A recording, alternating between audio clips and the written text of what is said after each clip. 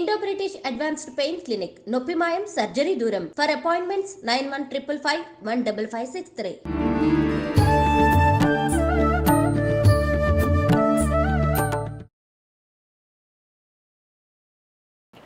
నమస్కారం, welcome to I dream. ధర్మ మార్గం విత్ విజిత కార్యక్రమానికి స్వాగతం. ప్రస్తుతం మనతో పాటు ఉన్నారు ఆధ్యాత్మిక గురువులు, ప్రణవ పీఠాధిపతులు, త్రిభాషా మహాసహస్ర అవధాని డాక్టర్ శ్రీ వద్దిపర్తి పద్మాకర్ గారు. ఇప్పుడు గురుగారితో మాట్లాడి మరిన్ని విషయాలు తెలుసుకుందాం. మన సనాతన ధర్మం గురించి ఇప్పుడు మనం ఏదైతే రకరకాలుగా వింటున్నామో, అసలు ఏంటి సనాతన ధర్మం, గురుగారి మాటల్లో క్లుప్తంగా అడిగి తెలుసుకుందాం. మన నిత్య జీవితంలో మనం రోజువారీ చేసే కార్యక్రమాలు ఏ రకంగా ఉండాలి, మనం మోక్షాన్ని పొందాలన్నా, మంచి మార్గంలో వెళ్ళాలన్నా ఎలాంటి విధి విధానాలు ఆచరించాలో ఇప్పుడు వారితో మాట్లాడి తెలుసుకునే ప్రయత్నం చేద్దాం. నమస్కారం గురుగారు. సనాతన ధర్మం అని ఈ మధ్య కాలంలో చాలా మంది నోటి నుంచి ఎక్కువగా మేమైతే వింటున్నాము. అయితే మన సనాతన ధర్మం అనేది ఇప్పుడు కొత్తగా మాట్లాడుకునే ఒక పదం కానీ ఒక ధర్మం కానీ అయితే కాదు. కొన్ని వందల వేల సంవత్సరాల నుంచి కూడా పురాణాలలో, శాస్త్రాలలో చెప్పబడింది. ఒక ఋషువుల ద్వారా, పెద్ద పెద్ద యోగుల ద్వారా కూడా చెప్పబడిన ధర్మం మన ధర్మం. కానీ ఇప్పుడు ప్రత్యేకించి ఎవరి నోటికి వచ్చినట్టు వాళ్ళు సనాతన ధర్మం అని కానీ ఏదో ఒకటి చెప్పేస్తున్నారు. ఏం చెప్తారు గురుగారు అసలు సనాతన ధర్మం గురించి మీరైతే క్లుప్తంగా?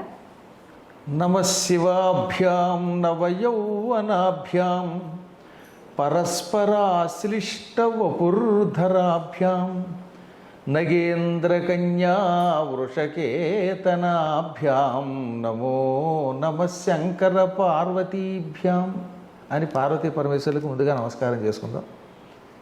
ఎందుకంటే సనాతన దంపతులు అనే పేరు ముందు వాళ్ళకే ఉన్నది. పురాణములలో ముఖ్యంగా పోతన గారు లాంటి వాళ్ళు ఆది దంపతులు, పురాణ దంపతులు, సనాతన దంపతులు అని వాళ్ళని వర్ణించారు. వ్యాసుడైతే ఇంచుమించుగా అన్నిట్లో కూడా సనాతన దంపతులు అని వాళ్ళనే అన్నాడు. ఎందుకంటే సనాతనం అంటున్న దానికి అర్థం చాలా విశేషమైనదైనా క్లుప్తంగా చెప్పుకుందాం. అలాగే గురుగారు. సృష్టి ప్రారంభమైనప్పుడు మొట్టమొదటిగా వచ్చిన ధర్మాన్ని సనాతన ధర్మం అంటారు. అంటే ఎప్పటిదో ప్రాచీనం, కానీ ఎప్పటికీ అందరికీ పనికొస్తుంది. అవును. ఇప్పుడు మీ ఇంగ్లీష్లో చెప్పాలంటే ది ఓల్డెస్ట్, కానీ ఎప్పుడు అది అందరికీ పనికొస్తుంది కనుక దాన్ని సనాతనం అన్నారు. ఎవర్ గ్రీన్ అదనమాట. ఇప్పుడు ఉదాహరణకి నాయన ప్రతిరోజు హాయిగా రాత్రి 10 గంటలకల్లా పడుకుని, తొందరగా పడుకుని, తెల్లవారుజామున లే, దీనివల్ల నీ ఆరోగ్యం బాగుంటుందన్నారు. ఎప్పటికీ అది చేసిన వాళ్ళు ఆరోగ్యంగా ఉంటున్నారా లేదా? ఉంటున్నారు గురుగారు. రాత్రి 1 గంట దాకా వాట్సాప్లు చూసుకుని, అత్తవా పెంట మీద చెత్తవా అనే సీరియల్స్ చూసుకుని 1 గంటకో 2 పడుకుని ఉదయం 10 లేచిన వాళ్ళందరికీ ముందు మూత్రపిండాల సమస్య, ఆ తర్వాత కాలేయం అంటే లివర్ సమస్య, అజీర్ణ వ్యాధులు, వాయు ప్రకోపనాలు అంటే గ్యాస్ ట్రబుల్స్, ఇవన్నీ వస్తున్నాయి లేవా? అవును గురుగారు. అదే చూడండి, పూర్వకాలంలో అందరూ హాయిగా 10 గంటల్లో పడుకునేవారు, తిన్నది అరిగేది, ప్రొద్దున లేచేవారు, వ్యాయామం చేసేవారు, దానివల్ల ఆరోగ్యంగా ఉన్నారు. ఇదే సనాతన ధర్మం. ఆనాడు నాయన పెందరాళ్ళే పడుకోంది. సూర్యోదయ సమయానికల్లా స్నానం పూర్తి చేసుకుని సూర్యుడికి ఎదురుగుండా నిలబడి అర్ఘ్యప్రదానం చెయ్యి, దానివల్ల ఆరోగ్యం అన్నారు. ఇప్పటికి కూడా మెడికల్ సైన్సెస్, అమెరికాలో ఉన్నటువంటి వాళ్ళు, ఆస్ట్రేలియా ఉన్నటువంటి వాళ్ళు ఏమని పరిశోధన చేశారు తెలిసిన? స్నానం చేసి తడి శరీరంతో సూర్యుడికి ఎదురుగుండా నిలబడితే డి విటమిన్ లోపలికి వెడుతుంది. అందుకే బహుశా భారతీయులు సంధ్యా సమయంలో ఎదురుగుండా నిలబడండి, స్నానం చేయండి, అర్ఘ్యం ఇవ్వండి అన్నారు. పూర్వం ఏం చేసేవారు? సరిగ్గా సూర్యోదయ సమయానికల్లా గంగా నదికో, ఇంకో గోదావరికో, దగ్గరలో ఉన్న కాలువకో, చెరువుకో, నూతి దగ్గరకో వెళ్ళి స్నానం చేసేవారు. కొంచెం తడిగా ఉన్న శరీరంతో ఎదురుగుండా సూర్యుడికి నిలబడి చేతులతో అర్ఘ్యం ఇచ్చేవారు. అప్పుడు ఆ కిరణాలు శరీరంలో ప్రవేశించేవి, డి విటమిన్ చేరేది, దానివల్ల తెల్ల మచ్చలు వచ్చేవి కావు. ఇలా మనిషి ఆరోగ్యంగా ఉండడానికి, మనస్సు ఆరోగ్యంగా ఉండడం కోసం అనేకములైన ధర్మములను మన పెద్దలు చెప్పారు. ఆ పెద్దల నుంచి వచ్చిన ఎల్లప్పుడూ పనికి వచ్చేటటువంటి ధర్మములను సనాతనము అంటారు. అందుకే భగవద్గీతలో కూడా ఏష ధర్మ సనాతన, నాయన ఎప్పటి నుంచో ఎప్పటిదాకా అందరికీ పనికొచ్చేటటువంటి ఇదే సనాతన ధర్మము అన్నాడు. అయితే గురువుగారు, ఇప్పుడు ఇంత గొప్పనైన ధర్మము మనం ప్రతినిత్యం ఏం చేయాలో కూడా మన పెద్దవాళ్ళు క్లియర్గా చెప్పారు. కానీ ఈ తరం వాళ్ళ విషయానికి వచ్చి అంటే మనం ఇంట్లో ఏది ఆచరిస్తే అది ఆచరించడం అలవాటు అయిపోతుంది కదా. మరి పెద్దవాళ్ళు ఆచరిస్తున్నారు, కానీ ఇప్పుడు మా తరం వాళ్ళకి వచ్చేసరికి ఆ ఆచరణ అనేది చాలా వరకు తగ్గిపోయింది. ఎందుకని అంటారు? దీనికి గల కారణం మీ దగ్గర నుంచి వచ్చేసి సమాధానం. మీ పెద్దల్లోనే కొంత లోపం ఉంది. అవునా? మన పెద్దలు, మా నాన్నగారు ఉన్నారు, ఆయన సంస్కృతం వారణాసిలో చదువుకున్నారు, 8 భాషలు చదువుకున్నారు, ఆయన వేళకి స్నానం చేశారు, నడిచారు, ఆయన 86 ఏళ్ళు నిండాక శరీరం విడిచిపెట్టేదాకా ఆరోగ్యంగా ఉన్నారు. ఆయనకి అసలు శరీరంలో ఏ అనారోగ్యం లేదు. చివరిలో పోయే ముందు ఒక రోజు 2 రోజులు రావడం వేరు. మా అమ్మ 86 ఏళ్ళు దాటి బతికింది. ఆవిడ కూడా అంతే, చివరి దాకా తన పని తను చేసుకుంది. కారణం ఏంటి? వాళ్ళు ఈ సనాతన ధర్మాన్ని పాటించారు. వాళ్ళు పాటించటం వల్ల మేము పిల్లలందరం నేర్చుకున్నాం. అది ఇప్పుడు చాలామంది ఏం చేస్తున్నారు, వాళ్ళేమో పాటించట్లేదు. కాలక్షేపం కోసం ఎంతసేపు పనికిమాలిన సీరియల్స్, ఏవో పనికిమాలిన కవర్లు, లేకపోతే 24 గంటల న్యూస్లు ఉంటాయి కదా, అందులో అందరినీ బండబూతులు తిట్టడమే. పాపం ఎవడో ఎక్కడో చచ్చిపోయాడు అనుకోండి, కర్మగా ఏ సినిమాకి వెళ్ళో, ఇక అది పొద్దునది సాయంకాలం దాకా చూపించాలి, ఏదో పెద్ద ఇంటర్నేషనల్ న్యూస్లే చూపించేస్తారు. అవునా? తెలియని వాళ్ళకి కూడా తెలుసు. అందువల్ల ఏమైపోతుంది, ఇదే చూస్తారు పెద్దలు, తెలియకుండానే పిల్లలకి చూస్తున్నారు.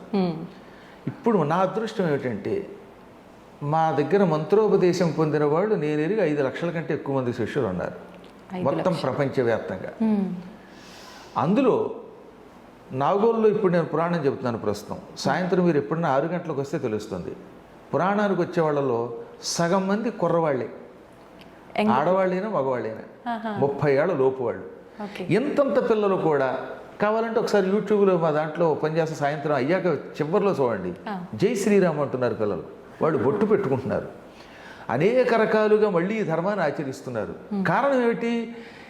నా పురాణానికి వచ్చేటటువంటి వాళ్ళు యువకులు అవ్వడం వల్ల ఆ యువకుల యొక్క పిల్లలు ఈ సనాతన ధర్మం పాటిస్తున్నారు. పెద్దలు చిన్నప్పటి నుంచి అలవాటు చేయాలండి. నేను రోజు సిగరెట్ కాల్చి, పిల్లలారా మీరు సిగరెట్ కాల్చొద్దంటే వాడు ఎందుకు అంటాడు? మా నాన్న కాల్చాడు, నేను కాలుస్తానంటాడు. వాడు దొంగ అయితే వీడు దొంగ అవుతాడు. కాబట్టి కొంత మన పెద్దలు మారాలి. మారకపోతే వచ్చే ప్రమాదం ఇప్పుడు తెలుస్తుంది కూడా. అందులో ముఖ్యంగా మన దేశం కంటే విదేశాల్లో బాగా తెలుస్తుంది. ఇప్పుడు బంగ్లాదేశ్లో హిందువులందరూ ఎందుకు ఏకమయ్యారు అనుకుంటారు? ప్రాణం మీదకి వచ్చింది కనుక. ఇంకా మీకు ప్రాణం మీదకి రాలేదు కనుక అంతలా ఏకం అవ్వట్లేదు. కానీ పూర్వంతో పోలిస్తే కొంచెం మారుతున్నారు, మారతారని నాకు నమ్మకం ఉంది. ఎప్పటికైనా మన ధర్మం వల్ల లాభం ఏమిటి తెలిసిన, మన ధర్మం బ్రతకనియ్యి అంటుంది. ఇతరుల యొక్క ధర్మాలు అందరినీ చంపేయి అంటుంది. మన ధర్మం కానివాడిని చంపేయి అంటుంది. అందుకే బంగ్లాదేశ్ పాడైపోయింది, పాకిస్తాన్ సర్వనాశనం అయిపోయింది, ఆఫ్ఘనిస్తాన్ దిక్కు లేకుండా ఉంది. ఇంకా దుబాయ్ ఎందుకు బాగుందంటే అంతో ఎంతో అన్ని మతాల వాళ్ళని వాళ్ళు విజిటింగ్ కోసం, వాళ్ళు బతకడం కోసం ఆహ్వానిస్తున్నారు. దుబాయ్లో సుఖం ఉందండి. ఏంటండి దుబాయ్లో నేను ఇప్పుడు ఇలా పంచికట్టుకెళ్ళి నన్ను ఎవడు అండం, నేను భాగవత సప్తాహం చేయగలుగుతున్నాను ఇప్పుడు. అది కూడా ఇంకో అదృష్టం. నరేంద్ర మోడీ గారు వచ్చాక ఇవి జరిగింది. అంత పూర్వం మేము భయపడేవాళ్ళం. కానీ దానివల్ల ఏమవుతుందన్నమాట, ఇతర మతస్థుల యొక్క మతమును కొంచెము సహనంతో పాటించడం మొదలుపెట్టాక వాళ్ళ దేశం బాగుపడడం మొదలుపెట్టింది. కానీ పాకిస్తాన్లో మీరు పొరపాటున ఈ కాషాయ వస్త్రంతో పెడితే వాడికి పీక్ కోసేస్తున్నారు. ఈ అసహనం మన దేశంలో కూడా వస్తుంది. దానికి గల కారణం ఒక రాహుగ్రహం అనుకోండి. ఈ రాహుగ్రహం చాలా కాలం నుంచి ప్రధానమంత్రి అవ్వాలని కళ్ళగంటున్నా ఆ రాహుగ్రహం యొక్క అనుగ్రహం లేక ఎలాగో అవ్వలేడు. అందువల్ల ఎందుకు చెప్తున్నానంటే, సనాతన ధర్మాన్ని నిలబెట్టాలంటే, అంటే కాస్త మనుషులు బాగుండేలా చేయాలంటే కొద్దిగా పెద్దల్లో మార్పు రావాలి. గురుగారు, పెద్దల్లో మార్పు వచ్చి పెంపకం విషయంలో మార్పు వస్తే సరిపోతుందంటారా? అంటే మనకున్న ఇప్పటి విద్యాభ్యాసం మారాల్సిన అవసరం కూడా ఉందంటారా? మంచి మాట అడిగారు. ఎందుకంటే కేవలం నేను ఒక్కడిని చేస్తే మా పిల్లలంతా చేయాలని లేదు. బయట వాతావరణం కూడా ఉంటుంది కదా. అప్పుడు ఏమంటారు, బయట నువ్వు మడిగట్టు భోజనం చేస్తే మేము అలా తింటాం, బయట మేము మాత్రం పలవ తినకూడదు అంటారు. కాబట్టి బయట వాతావరణం కూడా మారాలి. మారాలంటే దానికి ముందు మాబోటు గురువులు ప్రయత్నించాలి. మేము కొంచెం జాగ్రత్తగా ఉండి ప్రజలలో ఇవాల్టి వాళ్ళ మీద వస్తున్నటువంటి అపప్రథలు లేకుండా చూసుకుని, అంటే మేము ముందు బాగుండాలి కదా.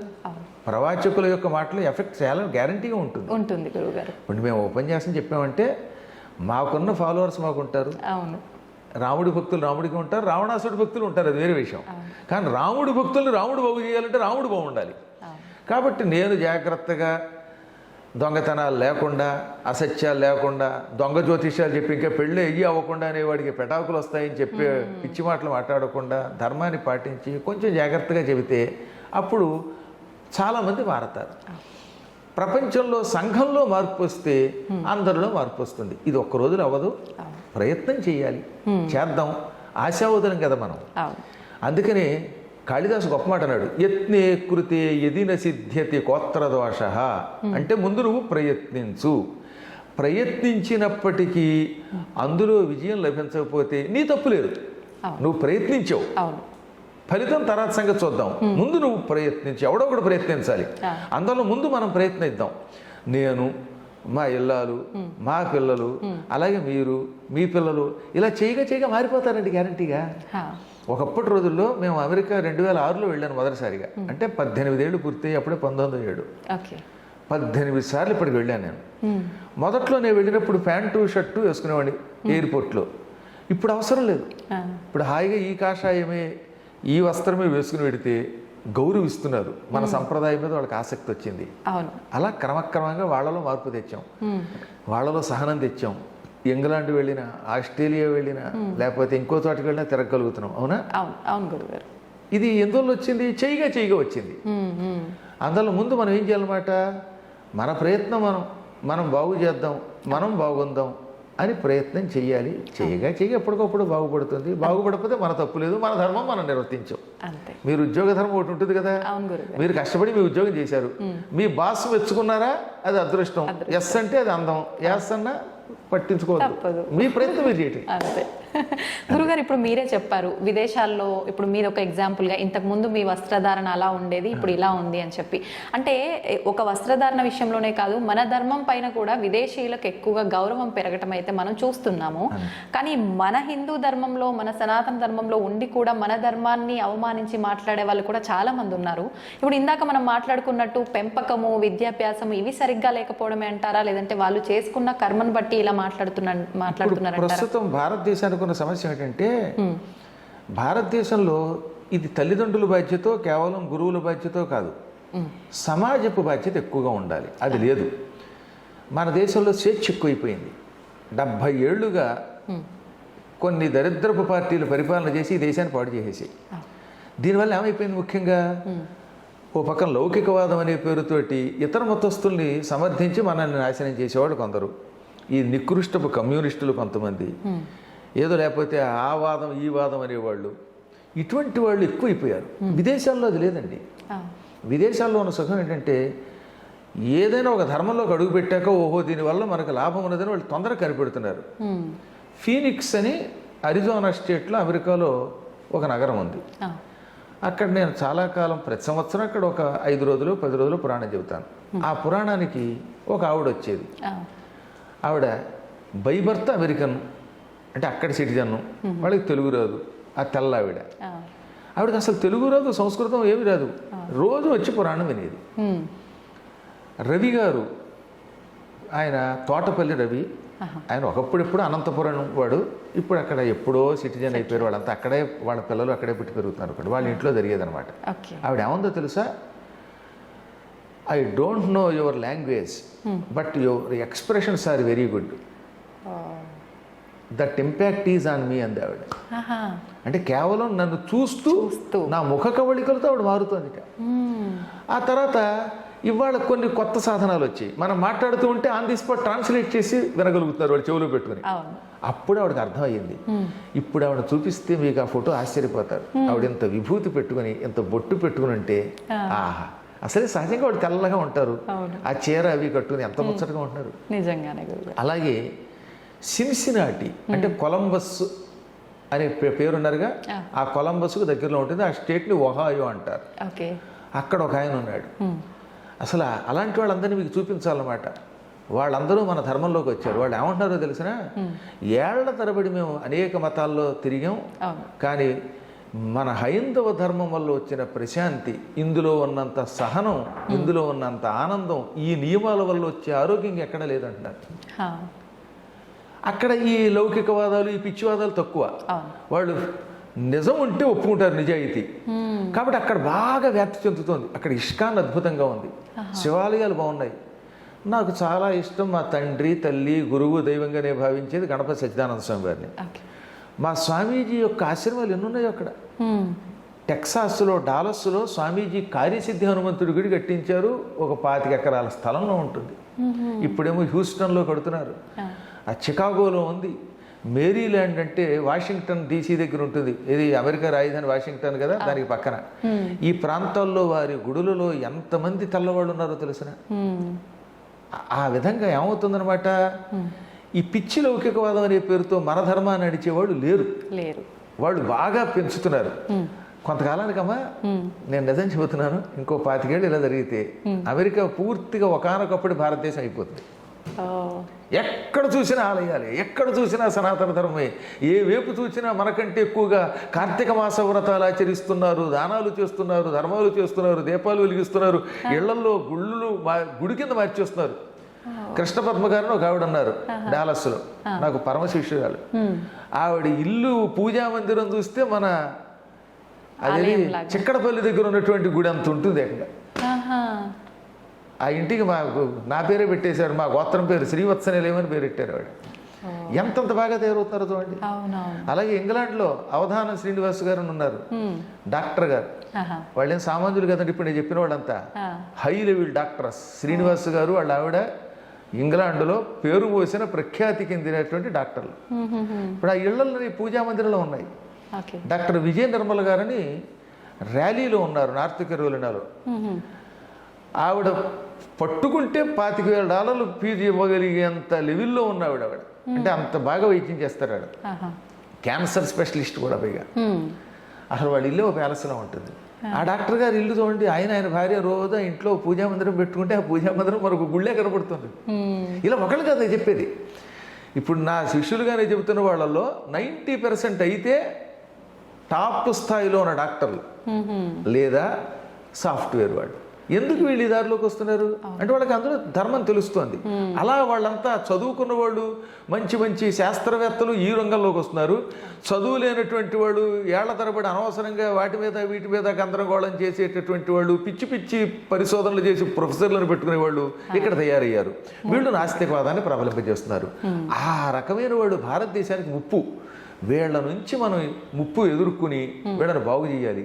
చెయ్యాలంటే సందేహం లేకుండా మరి కొంతకాలం పాటు మహానుభావుడు ఒక ఆయన ఉన్నాడు, మన దేశాన్ని ఆయనే పరిపాలించాలి. ఆయన నా దృష్టిలో విష్ణువే ఆ రూపంలో వచ్చాడు, శివుడు ఆ రూపంలో వచ్చాడు. అందువల్ల నాకు నరేంద్రుడు అంటే అంత ఇష్టం. మళ్ళీ యోగీంద్రుడు, ఆదిత్యనాథ్ గారు లాంటి వాళ్ళు ముఖ్యమంత్రులు అయితే కుటుంబాలు ఉండవు గనక, స్వార్థం ఉండదు గనక సమాజాన్ని మారుస్తారు. నేను కేవలం మతం మీద పిచ్చితో చెప్పనమ్మా, మన ధర్మం బతకనిస్తుంది. మిగతా వాళ్ళు చంపుతారు, అభివృద్ధిని పాడు చేస్తారు. కానీ మనది అలా కాదే. మనం ఎంతసేపు అభివృద్ధి ఎలా పొందుతాం, ఇతరులను ఎలా బతనిస్తాం. నాకు ఈ ప్రపంచం కుటుంబం కింద కనిపిస్తుంది. అందుకే మన పెద్దలు, మన కవులు ఉదార చరితానాంతు వసుధైక కుటుంబకం. ఉదార చరిత్ర కలిగినటువంటి, మంచి చరిత్ర కలిగినటువంటి వాళ్ళకి, ఔదార్యం కలిగిన వాళ్ళకి ఈ ప్రపంచమే కుటుంబం అవుతుంది. అవునా? అది రావాలంటే ఈ ధర్మం రావాలి. కాబట్టి ఇక్కడ మనం కొంతకాలం పాటు ఈ ప్రజాస్వామ్యంలో ఈ కమ్యూనిస్ట్ పార్టీ లాంటి వాడిని, ఈ అనవసరమైనటువంటి జన అజ్ఞాన సమితుల్ని, వీటన్నిటిని బ్యాన్ చేస్తే కానీ ఈ దేశం బాగుపడదు. అవుతాయి, మెల్లిమెల్లిగా చేద్దాం. ఓపిక పట్టవలసింది. గురుగారు, ఇప్పుడు అందరూ ఒకటే అంటాము, హిందువులంతా సమానమే అంటాం, కానీ కులాల పేరుతో కొట్టుకొని చేస్తూ ఉంటారు. ఎందుకని అంటారు ఇలా? మంచి మాట అడిగారండి. ఇది కూడాను పైగా ఇది ఏమో పురాణాలకు అంటగట్టడం. ఎక్కడన్నా పురాణాలు ఒక కులం పేరు ఎత్తాడా? ఎత్తలేదు. చాతుర్వర్ణం మయా సృష్టం గుణ కర్మ విభాగశ అని కృష్ణుడు భగవద్గీతలో చెప్పాడు. 4 వర్ణములున్నాయి.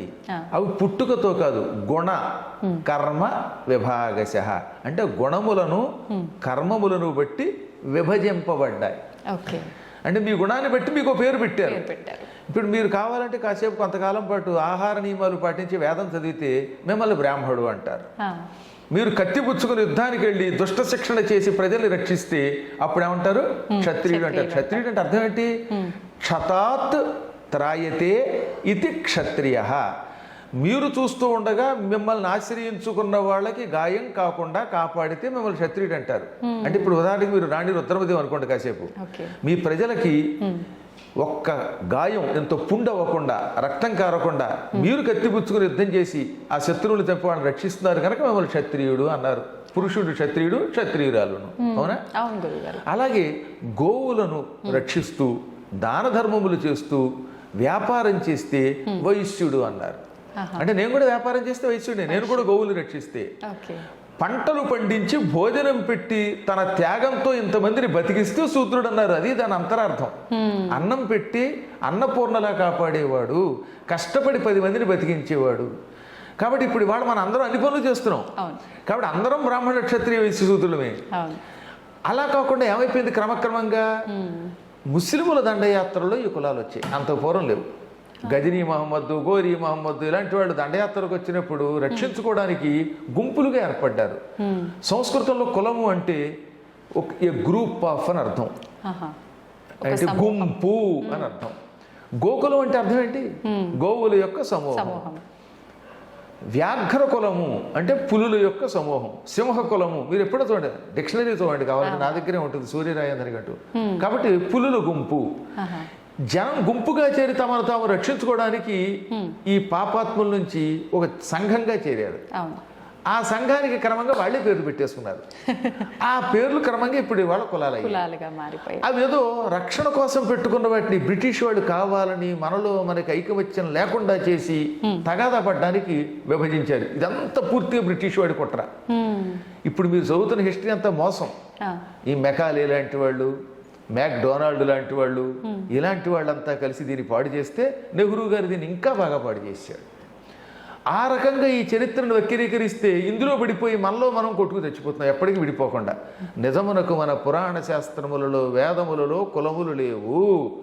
వృత్తి ధర్మములను బట్టి గుణములను బట్టి ఏర్పడిన వర్ణములు. ఈ వర్ణములు ఎవరైనా పొందవచ్చు అని చెప్పారు. అందుకే విశ్వామిత్రుడు క్షత్రియుడు ఏమయ్యాడు, బ్రహ్మర్షి అయ్యాడు. అరుంధతి ఏమైంది, ఎక్కడో చర్మకారుల యొక్క ఇంట్లో పుట్టినవాడు వశిష్ఠుడికి భార్య మనకి కులగురువు అయిపోయింది. ఇవాళ పెళ్ళయ్యాక మొట్టమొదటి చూసేది ఎవరిని, అరుంధతిని. లోపాముద్ర ఎవరు, అగస్త్యుడి భార్య, రాజుగారి కూతురు. ఇలా ఎవరిని చూడండి మీరు. శబరెవరు, గుహుడెవరు, అడవుల్లో ఉండేటటువంటి ఒక బోయేవాడు, కానీ రాముడికి పక్కన సింహాసనంలో కూర్చున్నాడు. అవి చెప్పరండోయ్, అవి చెబితే మళ్ళీ ప్రమాదం. అందుకని పబ్బం గడుపుకోవడానికి ఎంతసేపు కులాలు రెచ్చగొడుతున్నారు. విడిచిపెట్టండి అని చెప్పేవాళ్ళంతా కులాలు పెచ్చపట్టుకుని కార్తీక మాసం వస్తే ఆ కులం యొక్క వనభోజనం, ఈ కులం యొక్క వనభోజనం ఉంటున్నారు. ఇందులోంచి బయట పడితే దేశం బాగుపడుతుంది. ఏదో కులం అనేది ఆ రోజుల్లో పెళ్ళిళ్ళ కోసం, దానికోసం, రక్షణ కోసం ఏర్పడింది తప్ప ఇది 500-600 ఏళ్ళుగా కొట్టుకోవడానికి కాదు. మళ్ళీ వీళ్ళంతా మారతారని మనం ఆశిద్దాం. గురుగారు, అసలు కులాల ప్రస్తావనే మన ధర్మంలో, పురాణాల్లో ఎక్కడా లేదు. కానీ ఇప్పుడు ఆలయాల విషయానికి వస్తే అన్నీ తెలిసిన మంచి మంచి పెద్ద పెద్ద గురువులే దాన్ని నడిపిస్తూ ఉంటారు కదా. ఆలయాల దగ్గరికి వెళ్ళేసరికి కూడా ప్రత్యేకించి ఈ కులం వారికి ఇది, ఈ కులం వారికి ఇది అని చెప్పి కూడా జరుగుతుంటాయి కదా, అంటే సత్రాలు అని చెప్పి. ఇలాంటివి జరుగుతున్నప్పుడు కూడా అంటే అక్కడ ఉన్న పెద్దవాళ్ళు దీన్ని ఆపలేకపోతున్నారు ఎందుకని అంటారు? నిజానికి ఆలయాలకి వ్యవస్థ లేదు. ఆలయంలో ఆ రోజుల్లో మరి ఉదాహరణకి కాకతి రుద్రమ్మదేవికి పెంచుకున్న కొడుకు వీరభద్రుడు తెలుసు కదా. కాకతి వీరభద్రుడు, ఆయన దగ్గర సేనాధిపతి గన్నమ సేనాధిపతి. ఆయన ఎవరు ఆ రోజుల్లో, ఆయన కమ్మ కులానికి చెందినట్టుగా మన జగత్తు చెబుతుంది. ఆయన గుడిలో మరి ఆయనే మొదటి పూజ చేసింది, అవునా? రుద్రమదేవి వాళ్ళంతా పూజలు చేయలే. కాబట్టి పూర్వకాలంలో ఇదేం లేదు. రెడ్డి రాజుల కాలంలో రెడ్డి రాజులు ఎంత గొప్ప గుళ్ళు కట్టారండి. శ్రీశైలం అంతా అసలు రెడ్డి రాజులు ఎంతో మంది అభివృద్ధి చేశారు, అవునా? వాళ్ళంతా రెడ్డి రాజులు, మహానుభావులు వాళ్ళంతా. ఇప్పుడు శ్రీనాథుడిని పోషించింది రెడ్డి రాజులు లేరా, ఇంకో వెలవరాజులు లేరా, అవునా? వీళ్ళంతా ఆలయాలు కట్టించి వాళ్లే ప్రతిష్ఠ చేశారు. ఒక్క అర్చన మాత్రం చేసేటప్పుడు ఏమవుతుంది, మాంసాహారం తినకుండా కఠోర నియమాలతో ఉండాలి కనుక దానికోసం విప్రులు పెట్టారు. ఎవరైనా కావాలంటే వాళ్ళు చేశారు. అందుకే వీరశైవ మతం అని ఒకటి ఉన్నది. ఆ వీరశైవ మతాన్ని స్థాపించిన బసవేశ్వరుడు అన్ని కులాల వాళ్ళని వాళ్ళు వీళ్ళని తేడా లేకుండా నియమం పెట్టుకోండి మీరు అర్చకులు అవ్వచ్చు అని పెట్టాడు ఆయన. అందుకే వీరశైవం అని పుట్టింది ఆ రోజుల్లో. అద్భుతంగా వ్యాప్తి చెందింది. మహానుభావుడు భగవద్ రామానుజాచార్యులు వారు పైన శ్రీరంగం దగ్గర నిలబడి మొత్తం అందరికీ అష్టాక్షరీ మంత్రాన్ని ఉపదేశించి అందరికీ ఇచ్చేయలేదా, చక్రాంకితాలు చేయలేదా? ఆయన సామాన్యుడా, ఆయన సాక్షాత్తు లక్ష్మణ స్వరూపుడు ఆయన. అలా ఎంతో మంది మహానుభావులు ఆ రోజుల్లో చేశారు. చెప్పాను కదా, మనల్ని కొట్టించడానికి ఈ రకమైనటువంటి మనల్ని విడగొట్టడానికి చేసినది. ఇంకెటొచ్చి ఆలయముల దగ్గర ఇది ఎప్పుడూ లేదు, కానీ సత్రములు ఇలా ఏర్పాటు చేసుకున్నారు వీళ్ళు కులాల పేరు మీదుగా. అదే మనం చేస్తున్న పొరపాటు. తప్పు ఎవరు చేసినా తప్పే. నియమం కోసం నువ్వు ఒక సత్రం పెట్టుకున్నా అందరికీ భోజనం పెట్టాలి. ఎప్పుడు కూడా శ్రీశైలంలో అలాంటి జాగ్రత్తగా పాటిస్తారు. కులాల సత్రాలు ఉన్నా పాప అందరికీ భోజనం పెడతారు. ఇప్పుడు కరివణ సత్రం ఉంది, అందులో అందరికీ భోజనం పెడుతున్నారు. వేణుగోపాల్ గారు కర్నూలులో ఉంటారు, డాక్టర్ వేణుగోపాల్ గారు కరివణ సత్రం సెక్రటరీ. ఆయన చెప్పారు ఎవరికి అన్నం మాత్రం పెట్టండి, ఎవరు వచ్చినా సరే అని పెట్టారు, అలా పెడుతున్నారు. అలాగే చాలా చోట్ల నేను సత్రాలు చూశాను. అక్కడ వైశ్య సత్రం ఉంది, వారు అలాగే పాపం. కాకపోతే ఏంటంటే వాళ్ళు స్థాపించుకున్నది కనుక వాళ్ళకి పెట్టాక మిగతా వాళ్ళు కొంచెం ప్రాధాన్యం ఇవ్వడం తప్పేం లేదు. ఇప్పుడు మీరు మీ ఇంట్లో మీ కుటుంబానికి పెట్టకుండా బయట వాడికి పెట్టరు కదా, ఎలాగో ఏదో ధర్మం పాటిస్తున్నారు కానీ అందరికీ భోజనం పెడుతున్నారు. ఎక్కడైనా వాళ్ళల్లో వాళ్ళు కనుక నిజంగా భేదములు పాటించి ఇంకా కొట్టుకుంటే మాత్రం దీన్ని మనందరం ఖండించి అందరూ కలిసి కట్టుగా ఉండవలసిన విషయాన్ని చెప్పాలి. గురుగారు, ఎలాగో భోజనం టాపిక్ వచ్చింది కాబట్టి పెద్దవాళ్ళు చెప్తూ ఉండేవారు అన్నం పరబ్రహ్మ స్వరూపము అని చెప్పి. అన్నం తినేటప్పుడు కూడా ఒకప్పటి కాలంలో చూసుకుంటే ఉమ్మడి కుటుంబాలు, చాలా అన్యోన్యత, ఎంత చక్కగా కింద కూర్చొని తినటము, ఎంత మంచి నియమాలు, మాట్లాడకూడదు అని చెప్పి రకరకాలుగా చెప్తూ ఉండేవారు. ఇప్పుడు అవన్నీ కనుమరుగైపోయాయనే చెప్పాలి. కలిసి కూర్చొని తినడం కూడా చాలా వేల మీద లెక్క పెట్టొచ్చు. నిజంగా ఆ పద్ధతి పాటించడం వల్ల కలిగే ఉపయోగం ఏంటి? ఇది ఇప్పుడు ఉండే పద్ధతి పాటించడం వల్ల కలిగే నష్టం ఏంటి గురుగారు? ఇప్పుడు ముందు ప్రస్తుతం ఏమైపోయిందంటే, పూర్వం మీ గుండెకాయలు లబ్ డబ్బు అని కొట్టుకునేవి, లబ్ డబ్ ఆ లబ్బు పోయి డబ్బు డబ్బు డబ్బు అని కొట్టుకుంటుంది. అందుకని పుట్టినప్పటి నుంచి వీడికి డబ్బు కోసమే చదువు చెప్పిస్తున్నాం. అందరూ అయితే సాఫ్ట్వేర్ అంతే, లేదా మెడిసిన్. ఆ తర్వాత కూడా వీలుంటే అమెరికా వెళ్ళిపోవాలి. ఇంక ఏది మన తెలుగు వాడు అక్కర్లేదు, హిందీ వాడు అక్కర్లేదు.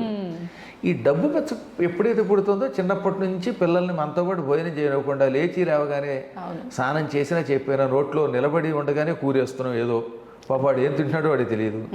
స్కూల్కి వెళ్ళిపోతాడు, అక్కడ తిండి లేదు, కళ్ళు ఇలా లావు అయిపోయి కళ్ళజోళ్ళు పెట్టుకుని పిల్లలు బక్క చిక్కిపోయి లేకపోతే పొట్టలు వచ్చి శరీరాలు పాడైపోయి ఉంటున్నాయి. సాయంత్రం రాగానే ఆటలు లేవు, పాటలు లేవు, మళ్ళీ ట్యూషను, మళ్ళీ రాత్రికి పడుకోబెట్టేయటం.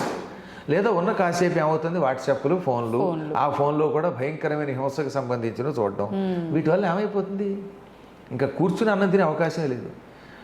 పూర్వకాలంలో అన్నలు, తమ్ములు, ఈ భార్య, భర్త ఇలా అందరూ కూర్చుని తినడం వల్ల ప్రేమగా కబుర్లు చెప్పుకుంటూ ఒకడికొకడు నువ్వు బొబ్బడి తింటావా, నువ్వు పూరి తింటావా అని కబుర్లు చెప్పుకుంటూ తింటూ ఉంటే ఆత్మీయత పెరిగేది. అందుకే అన్నదమ్ముల మధ్యలో బంధాలు అలా ఉండేవి, అక్క చెల్లెళ్ళ బంధాలు ఉండేవి, ఎంతకాలమైన ఈ ప్రేమలు ఉండేవి. ఇంత స్థితి ఇప్పుడు మళ్ళీ ఇప్పట్లో వచ్చే అవకాశం చాలా కష్టమే. మనం ప్రయత్నిద్దాం, చూద్దాం. ఇందాక చెప్పినట్టుగా మన ప్రయత్నం మనం చేద్దాం. కానీ ఆహారం ఎప్పుడు కలిసి కూర్చుని ప్రశాంతంగా తినాలి. తినకపోతే ఏమొస్తుందో తెలుసా మీకు? ఆయుర్వేదం చాలా గొప్పగా చెప్పింది, అది నిజం కూడా. నిలబడి అన్నం తినడం వల్ల లోపల ఉన్న జీర్ణకోశం దెబ్బతింటుంది. అందుకని స్థిమితంగా కూర్చొని తినాలి. కూర్చోగలిగితే కింద కూర్చుంటే మరీ మంచిది, లేదా టేబుల్ మీదన్నా కూర్చోవాలి. మౌనముగా అటు ఇటు కదలకుండా ప్రశాంతంగా అన్నం తిన్నవాడికి ముందు జీర్ణకోశం బాగుంటుంది, లివర్ కాలేయం బాగుంటుంది, కిడ్నీలు బాగుంటాయి, గుండెపోట్లు రావు. హడావుడిగా అటు ఇటు తిరుగుతూ తినడం వల్ల ఈ లోపల కదులుతుంటాయి కదా అవి, ఆ లోపలికి వెళ్ళే పదార్థాలు సక్రమంగా వెళ్ళవు. అందువల్ల వాళ్ళందరికీ లేనిపోయిన అనారోగ్యాలు, కొత్త కొత్త రోగాలు వస్తున్నాయి. అది భగవద్గీత అందుకే మనకు గొప్ప ధర్మశాస్త్రం, అది వైద్య శాస్త్రం. మౌనముగా తినుము. అది కూడా ఎలా తినాలి? యాత యామం గతరసం పూతి పర్యుషితం తథా. ఇంతకంటే సైన్స్ ఏముందండి? యామము అంటే ఒక జాము. నాయన ఒక జాము ఇంచుమించుగా ఒక 4 గంటలు గడిచిన తర్వాత వండిన ఆహారంలో మార్పు వస్తుంది, అది తినద్దు. నిలవ ఉన్న పదార్థం ఫ్రిడ్జ్లో పెట్టి తినద్దు. మాంధాత కాలం నాడు తయారు చేసిన కూర, సాంబారు ఫ్రిడ్జ్లో పెట్టి మళ్ళీ బయటికి తీసి అదే వేడి చేసి తింటే అది విషం అయిపోతుంది. ఎప్పుడో కృతయుగంలో చేసిన కూర అది, కర్మ. ఆ కూరే రోజు వేడి చేస్తే ఆవకాయ కూడా ఫ్రిడ్జ్లో పెడుతున్నారండి వీళ్ళ మొహం తగలయ్యా అని నేను అనలేదు, వ్యాసుడు అన్నాడు. అందులో చెప్పొచ్చింది ఏంటంటే ఆవకాయ ఎంత చక్కగా బయట ఉండి తినవలసింది, అది ఫ్రిడ్జ్లో పెట్టి పచ్చళ్ళు ఫ్రిడ్జ్లో పెడితే శరీరం చచ్చైపోదు. అందుకని ఒక జాము గడిచిన తర్వాత వండిన అన్నం తినద్దు, మార్పు వస్తుంది, వాసన వస్తుంది. గత రసం, అన్నం వండిన తర్వాత కుక్కర్లో వండారు కాసేపు అనుకుందాం, కాసేపు అసలు కుక్కరే దరిద్రం. అది అల్యూమినియం. అల్యూమినియం వల్ల మీకు థైరాయిడ్ అనే సమస్య వస్తుంది. ఏమిటి? థైరాయిడ్ కేవలం అల్యూమినియం వల్ల వస్తుంది. దానివల్లే మీకు జుట్టు ఊడిపోతుంది, దానివల్లే గొంతు మార్పు వస్తుంది, శరీరంలో మార్పు వస్తాయి. ఇప్పుడు అందరూ థైరాయిడ్ సమస్యే. కానీ పూర్వం మాకు ఎందుకు లేవు? మట్టి కొండలతో వండడం వల్ల రాగి పాత్రలో వండితే. కర్నూలులో డాక్టర్ మీరా గారు అని ఉంటారు, గైనకాలజిస్ట్, చాలా గొప్ప ఆవిడ. ఆవిడ అడగని చెప్తారు, ఇవాళ ఈ రోగాలు సగం తగ్గాలంటే ముందు అల్యూమినియం మానేయండి, మట్టి కొండల్లో వండుకు తినండి, మీరు మట్టి కొట్టుకుపోరు. Okay okay. రాగి పాత్రలో వండుకు తినండి, కుక్కర్లో వండుకుంటే అందులో రాగి గిన్నె పెట్టుకోండి, మీకు థైరాయిడ్ పోతుందని చెప్పారు ఆవిడ. అది కరెక్ట్, అదే ఆయుర్వేదం చెబుతోంది. అలా అన్నం వండాక ఓ 10-15 నిమిషాలు అయ్యాక దాన్ని తీసామాక అప్పుడు ఆ అన్నం మెతుకు పట్టుకోండి, అందులో ఏముంటుంది, రసం ఉంటుంది. మెతుకులో రసం ఉంటుందా ఉండదా, తడి. ఆ తడిని రసం అంటాం. ఆ తడిగా ఉన్నప్పుడే అన్నం తినాలి. గతరసం అంటే ఆ అన్నం మెతుకులు ఎండిపోయాక, ఒక రకమైన గట్టి పడిపోయాక, బియ్యంలాగా తయారైపోయాక ఆ అన్నం తినకూడదు. ఇప్పుడు మనం ఏం చేస్తాం, ఆ వండిన అన్నాన్ని తినడానికి వీళ్ళక వదిలేస్తాం, అన్నం పాడైపోతుందని ఫ్రిడ్జ్ లో పెడతాం. అప్పుడు రసం కాదు, అది నీరసం. అందులోకి తడి చేరుతుంది, వేరే చెత్త చెడి. వండినప్పుడు ఉన్నటువంటి అందులో ఉన్న రసము మనకు ఆరోగ్యం ఇస్తుంది. ఆ తడి, ఈ తడి శరీరాన్ని ఎత్తడి పొత్తడి చేసేస్తుంది. అటువంటి అన్నం తినద్దు. పూతి అంటే వాసన వచ్చినది అన్నం, కసిపినాక ఒక రకమైన వాసన వస్తుంది. కుళ్ళిపోయిన కూరగాయలు, కుళ్ళిపోయినటువంటి అన్నం తినకు.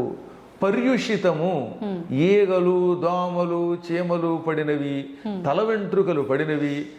అప్పుడప్పుడు మన వాళ్ళు అన్నం వండుతున్నప్పుడు అంటూ ఉంటే ముక్కు చీవుడు అందులో పడినది. ఇప్పుడు లాగైపోయిందిలేండి. ఇప్పుడు చూస్తున్నాగా బయట రకరకాలైన పలావులు, బిర్యానీ తెచ్చుకున్నట్టు ఆ బిర్యానీ నుండి అంత చీవిట్టే కర్మ. అది అలా పరమ జుగుప్సాకరంగా ఉంటున్నాయి. ఇది కాక తుప్పుకు బ్యాచ్ ఒకటి వచ్చింది, అందులో తూతు అని ఉమ్మి మరీ అమ్ముతున్నారు. అదేమో వీడు తెచ్చేసుకోవడం, ఇంటికి తింటున్నాడు. అది పర్యూషితము.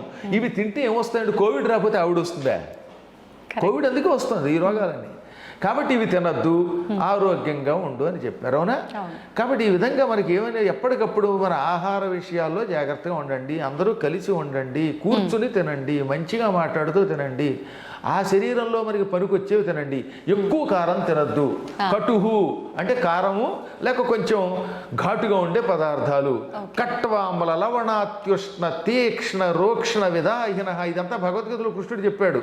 ఎక్కువ కారము, బాగా పులుపు, బాగా తీపి, బాగా వేడి, డీప్ ఫ్రిడ్జ్లోంచి తీసినటువంటి ఐస్ క్రీములు, ఇవి తింటే గొంతుకులు పోతాయి, అనారోగ్యాలు వస్తాయి, ఇవి మంచివి కావు. దాహం తెచ్చిపెట్టే బజ్జీలు, ఈ మధ్యన వాళ్ళు ఎవరో తిన్నారటగా, అదేదో కొత్త రకమైన ఆహారం అమ్మేటవాడు బడ్డీ కొట్లో, అది తిన్నారట, చచ్చిపోయారు చాలా మంది. దానికి ఏదో పేరు కూడా పెట్టారు, దిక్కుమాల పేర్లు, కొత్త పేర్లు కూడా పెడతారు. ఎవరో పుట్టించకపోతే మాటలు ఎలా పడతాయని బాయాబదాల్లో చెప్పినట్టుగా. ఇవన్నీ అనారోగ్యాలు. అందువల్ల వీటి నుంచి బయటపడాలంటే ముందు ఇంట్లో చక్కగా వంట ఒకటి ఉంది కదా, అది చేసుకోమనండి. బయట నుంచి హోటల్ నుంచి తెచ్చుకోవడం తగ్గించండి. అది ఎప్పుడో ప్రయాణంలో తప్ప తినద్దు. అలాగే అన్నం వండుకున్న తర్వాత ఇంట్లోనే కాస్త కూరో సాంబారో కనీసం పచ్చడో చేసుకోమనండి. ఎందుకు వర్రి, బయట ఉంది కర్రీ అని తెచ్చుకు తింటే ఆ తర్వాత నీ బతుకే వర్రి, ఆ తర్వాత బతుకు వెర్రి మర్రి. అందులో హాయిగా ఇంట్లో కూర ఒకటి వండుకు తినమనండి.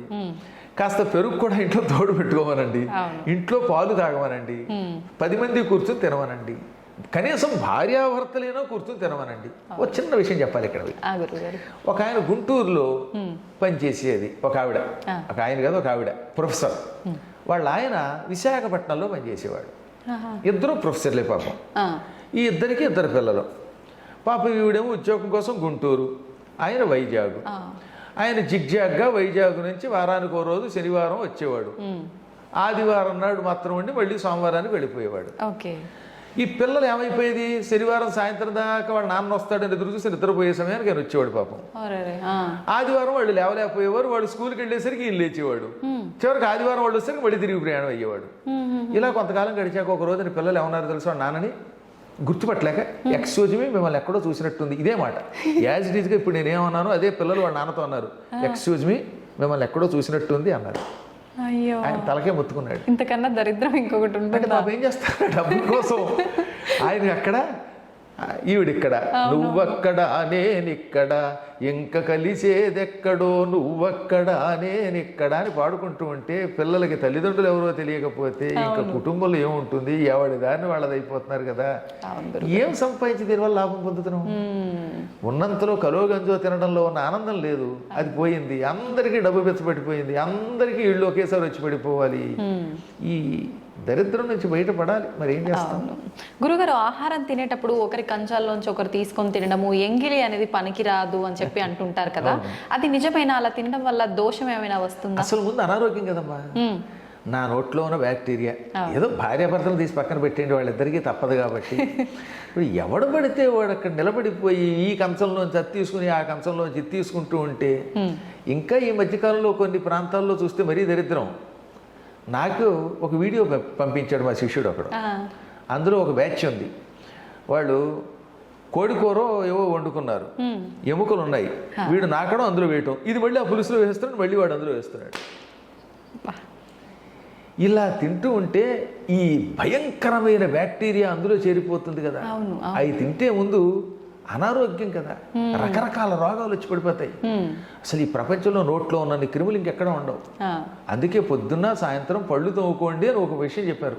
ముఖం అని ఒకటి ఉంటుంది, దాన్ని తోముకోండి ఆయన అని చెప్పారు. నిత్యం 2 పూటలు ఎందుకు స్నానం చేయాలంటే అది మడి ఆచారం కాదు, శరీర శుభ్రత.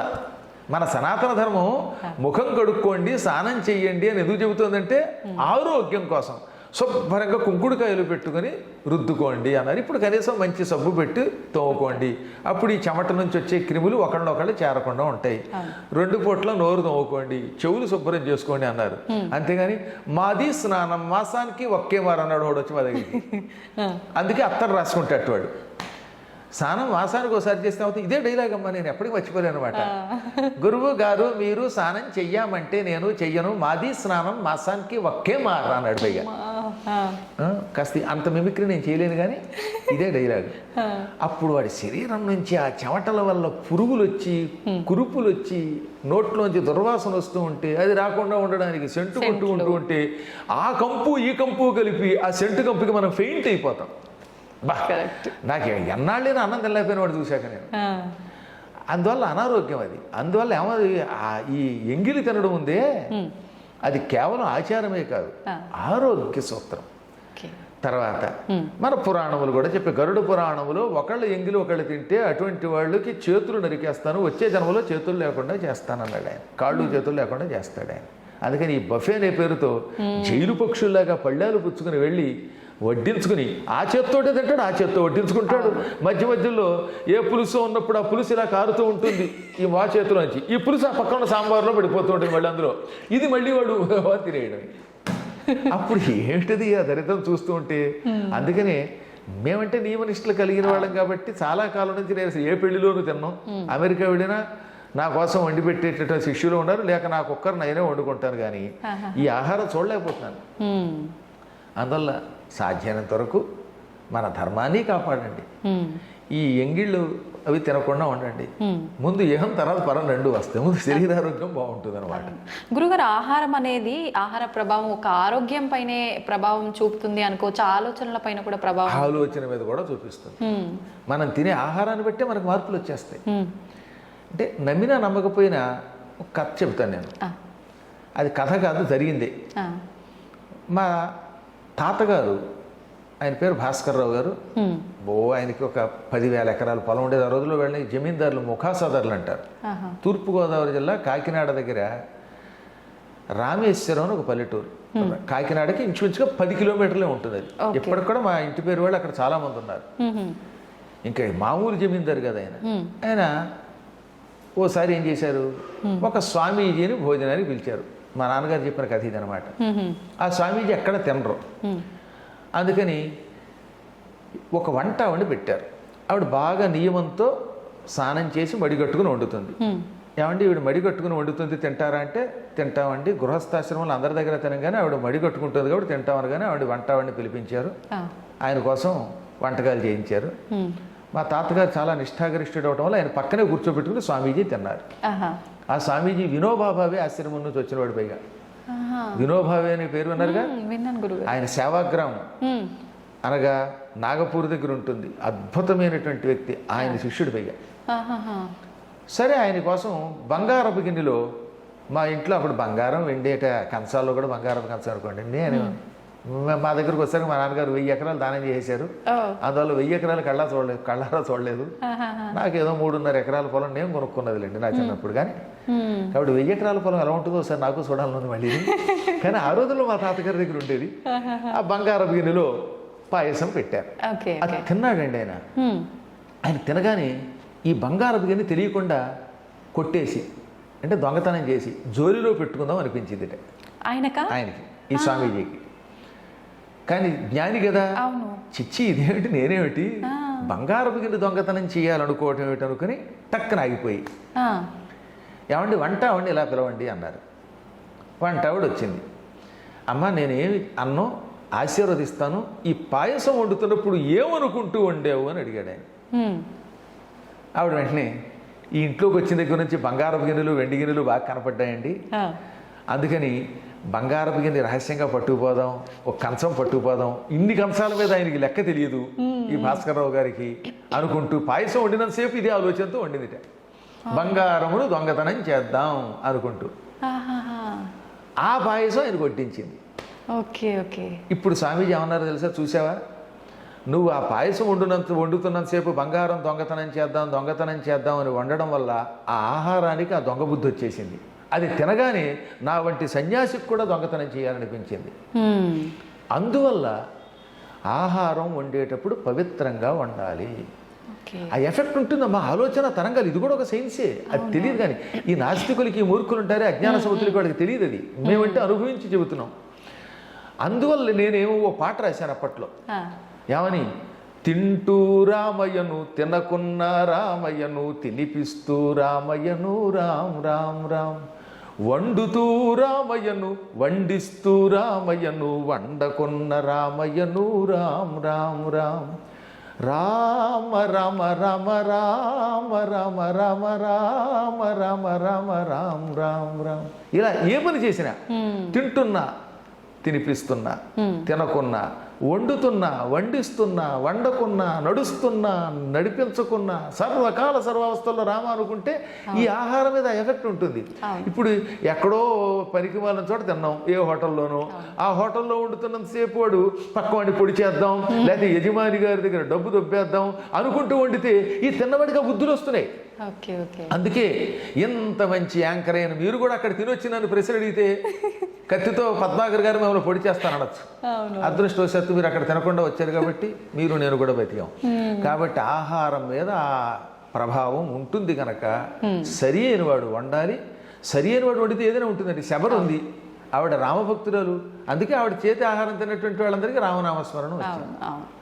అందువల్ల ఎప్పుడు మనం తినే ఆహారం యొక్క ప్రభావం మన ఆలోచనల మీద ఉంటుంది. నిత్యం హింసతో క్రూరమైన ఆహారం తింటున్నారు కాబట్టి గోమాంసం తినేటటువంటి వాళ్ళ యొక్క ఆ వంశాలన్నీ ఆవులు చంపడానికి, హత్యలకి ముందుకు వస్తున్నారు. కారణం అది. అందుకని గోవుని తినద్దు అన్నారు మన పెద్దలు. గురుగారు, గోవు అన్నారు కదా, మాంసాహారం. ఇప్పుడు మాంసాహారం తినకూడదు అని చెప్పి అంటుంటారు, కానీ ఏ శాస్త్రంలో తినకూడదని లేదు. ఒక్కొక్క వర్ణానికి ఒక్కొక్క దానికి అలా డిసైడ్ చేయబడింది, తిన్నా తప్పు లేదు అని. కానీ కొంతమందిలో ఒక సందేహం ఉంటుంది. ఆధ్యాత్మికంగా చాలా చక్కగా దగ్గరగా ఉంటారు ఆధ్యాత్మిక భావనకి, కానీ మేము మాంసాహారం తింటున్నాము, మరి మాకు వాళ్ళకి తేడా ఉందా, వాళ్ళు చేసే పూజలు ఫలిస్తాయేమో, మా పూజలు ఫలించవేమో, మా సైడ్ నుంచి ఒక్క లోపం ఉందేమో అని ఆలోచించే వాళ్ళు కూడా ఉంటారు. అలా ఏమైనా ఉంటుందంటే రెండు చెప్పారండి ఇక్కడ. తినగలిగితే సాత్వికాహారం తిని అర్చన చేయండి, అదేం కాదనండల్లా. కానీ అందరూ తినలేరు. చిన్నప్పటి నుంచి వారి వారి యొక్క వంశాచారాలు ఏవో. నువ్వు ఏమి తింటున్నది పరమాత్మనికి సమర్పిస్తే ఏ దోషము రాదు. ఏ పూర్వకాలంలో మరి అడవుల్లో బోయేవాళ్ళు లేరు, వాడు నిరంతరం శివనామస్మరణం చేసి తిన్నారు కాబట్టి వాళ్ళకి దోషం లేదు. వాడు అంత భక్తి పరాకాష్ఠకి వెళ్ళాలి. తర్వాత జపతపాలు చేసే కాలంలో కొన్ని నియమాలు ఉంటాయి. ఇప్పుడు కార్తీక మాసమనో లేకపోతే ఒక యజ్ఞం చేశారు, ఓ శివరాత్రును, అటువంటిప్పుడు మాత్రం ఆహార నియమం పాటించండి. మిగతా రోజుల్లో నేనైతే శాకాహారిని కాబట్టి శాకాహారం తినండి అని మీకు సలహా ఇస్తాను, అది వేరే విషయం. కానీ అలవాటు మానలేనటువంటి వాడు అది మానేయద్దు. వాడు తింటూ కూడా పరమాత్మని అర్చించండి, అర్చించి కూడా తరించవచ్చు. సందేహం లేకుండా భగవంతుడికి ఇవేం అక్కర్లా. కాబట్టి నా వ్యక్తిగతమైన అభిప్రాయం మేమే దొరుకుతున్నాం.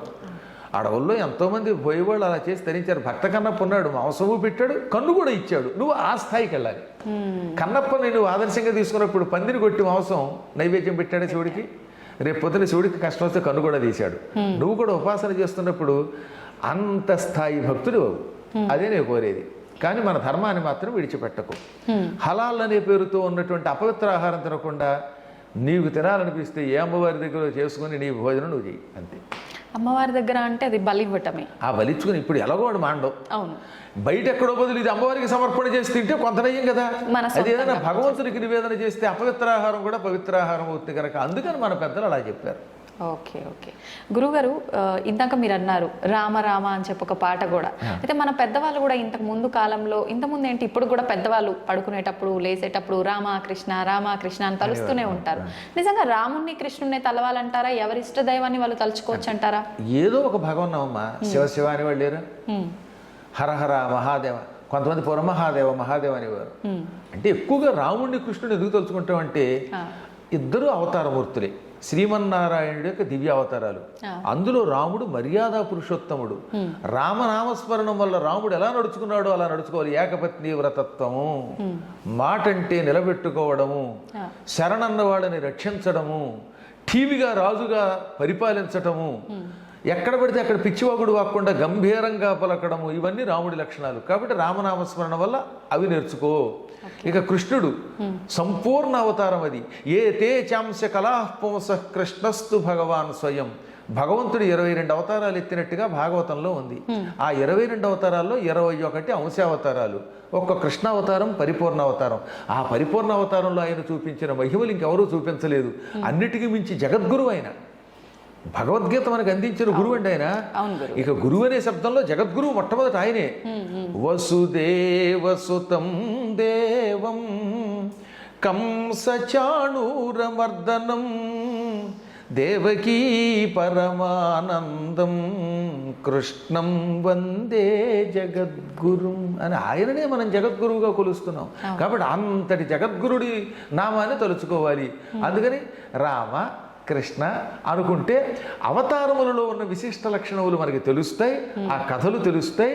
తద్వారా వాళ్ళలాగా మనం మారడానికి ప్రయత్నిస్తాం. పైగా ఈ నామములు ఇంకా తొందరగా రక్షిస్తాయి. రామనామానికి కృష్ణనామానికి ఉన్న శక్తి ఇంకంతా ఇంత కాదు, అనుభవించిన వాడికి తెలుస్తుంది. నేను తింటున్నా, తిరుగుతున్నా, నిద్రపోతున్నా కూడా లోపల లోపల ఆ నామం సాగుతూ ఉంటుంది. అలా సాగినప్పుడల్లా ఏదో తెలియని అలౌకిక ఆనందం పొందుతాను. అమ్మా, నాకు నిజంగా రాముడు కృష్ణుడు రెండింటి గురించి ఎన్నో పురాణాలు చెప్పినా అసలు కృష్ణావతారం, ఆ కృష్ణుడి యొక్క లక్షణాలు తెలుసుకుంటే ఎంత ఉత్సాహం కలుగుతుందో తెలుసునా. భాగవతాన్ని ఇప్పటి వరకు 371 సప్తాహాలు చేశాను.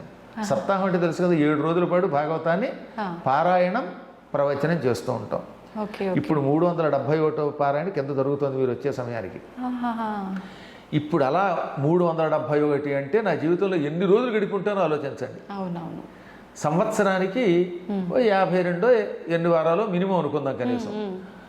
371 అంటే నేను కనీసం ఒక 6-7 సంవత్సరములు దానికే వెచ్చించాను అనమాట. ఇందులో సప్తాహాలకి పురాణాలు పక్కన పెట్టండి అనమాట. అందులో నిత్యం కృష్ణుడిని తలుచుకోకుండా, కృష్ణుడి పాట పాడకుండా ఉండను. అందుకని మన పెద్దలు ఏమన్నారన్నమాట, అలా అనుకోమన్నారు. ఈ రామకృష్ణ అనుకోవడం కాకుండా అప్పుడు పాటలు కూడా పాడుకుంటే అసలు ఆ గానం వల్ల తొందరగా తరిస్తాం. కలియుగంలో కలవు సంకీర్తనాత్ ముక్తి. ఈ కలియుగంలో సంకీర్తన చేస్తే తొందరగా మోక్షం వస్తుంది. అందుకే మా భక్తుల చేత ఎప్పుడు నేను ఎన్నో కృష్ణ గీతాలు పాడించాను అనమాట. నాకు బాగా ఇష్టమైనది సింధు భైరవి రాగంలో శ్రీకృష్ణుడి పాట ఒకటి ఉన్నది. అది ఘంటసాల వారు ట్యూన్ చేశారు, సముద్రాల వారు రాశారు, సుశీల పాడింది. సినిమా వినాయక చవితి. సినిమా వినాయక చవితి కానీ అందులో కృష్ణుడు అనమాట. ఎంత గొప్ప పాట అండి. మ్యూజిక్ కూడా ఘంటసాలది. ఇంకా అలాంటి మనిషి ఇంకెక్కడ పుట్టాడు ఈ ప్రపంచంలో. నాకు ఆయన మీద ఉన్నంత వెర్రి పెచ్చ భక్తి ఇంకెవరి మీద ఉండదు. కారణం ఆయన జన్మ నాకు తెలుసు. ఆయన తర్వాత ఎవడైనా అలాంటి పాటగాడు మళ్ళీ పుట్టాడు గాయకుడు అంటే. ఒక 2 లైన్లు పాడండి గురుగారు. నిన్ను నెరనమ్మితిరా, నిన్ను నెరనమ్మితిరా మోహన కృష్ణ, నిన్ను నెరనమ్మితిరా దేవా ప్రేమవతారా,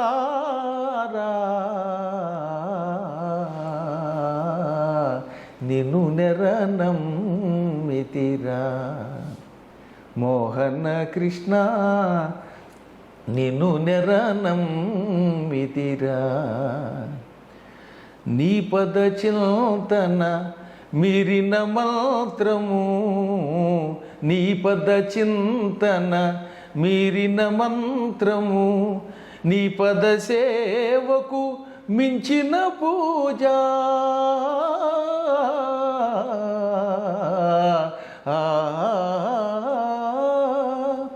నీ పద సేవకు మించిన పూజ నీ సరితూగే దైవమే లేదు నీ సరితూగే దైవమే లేదు మోహన మురళీలోలా నిన్ను నెరనమ్మితిరా మోహన కృష్ణ నిన్ను నెరనమ్మితిరా దేవా ప్రేమావతారా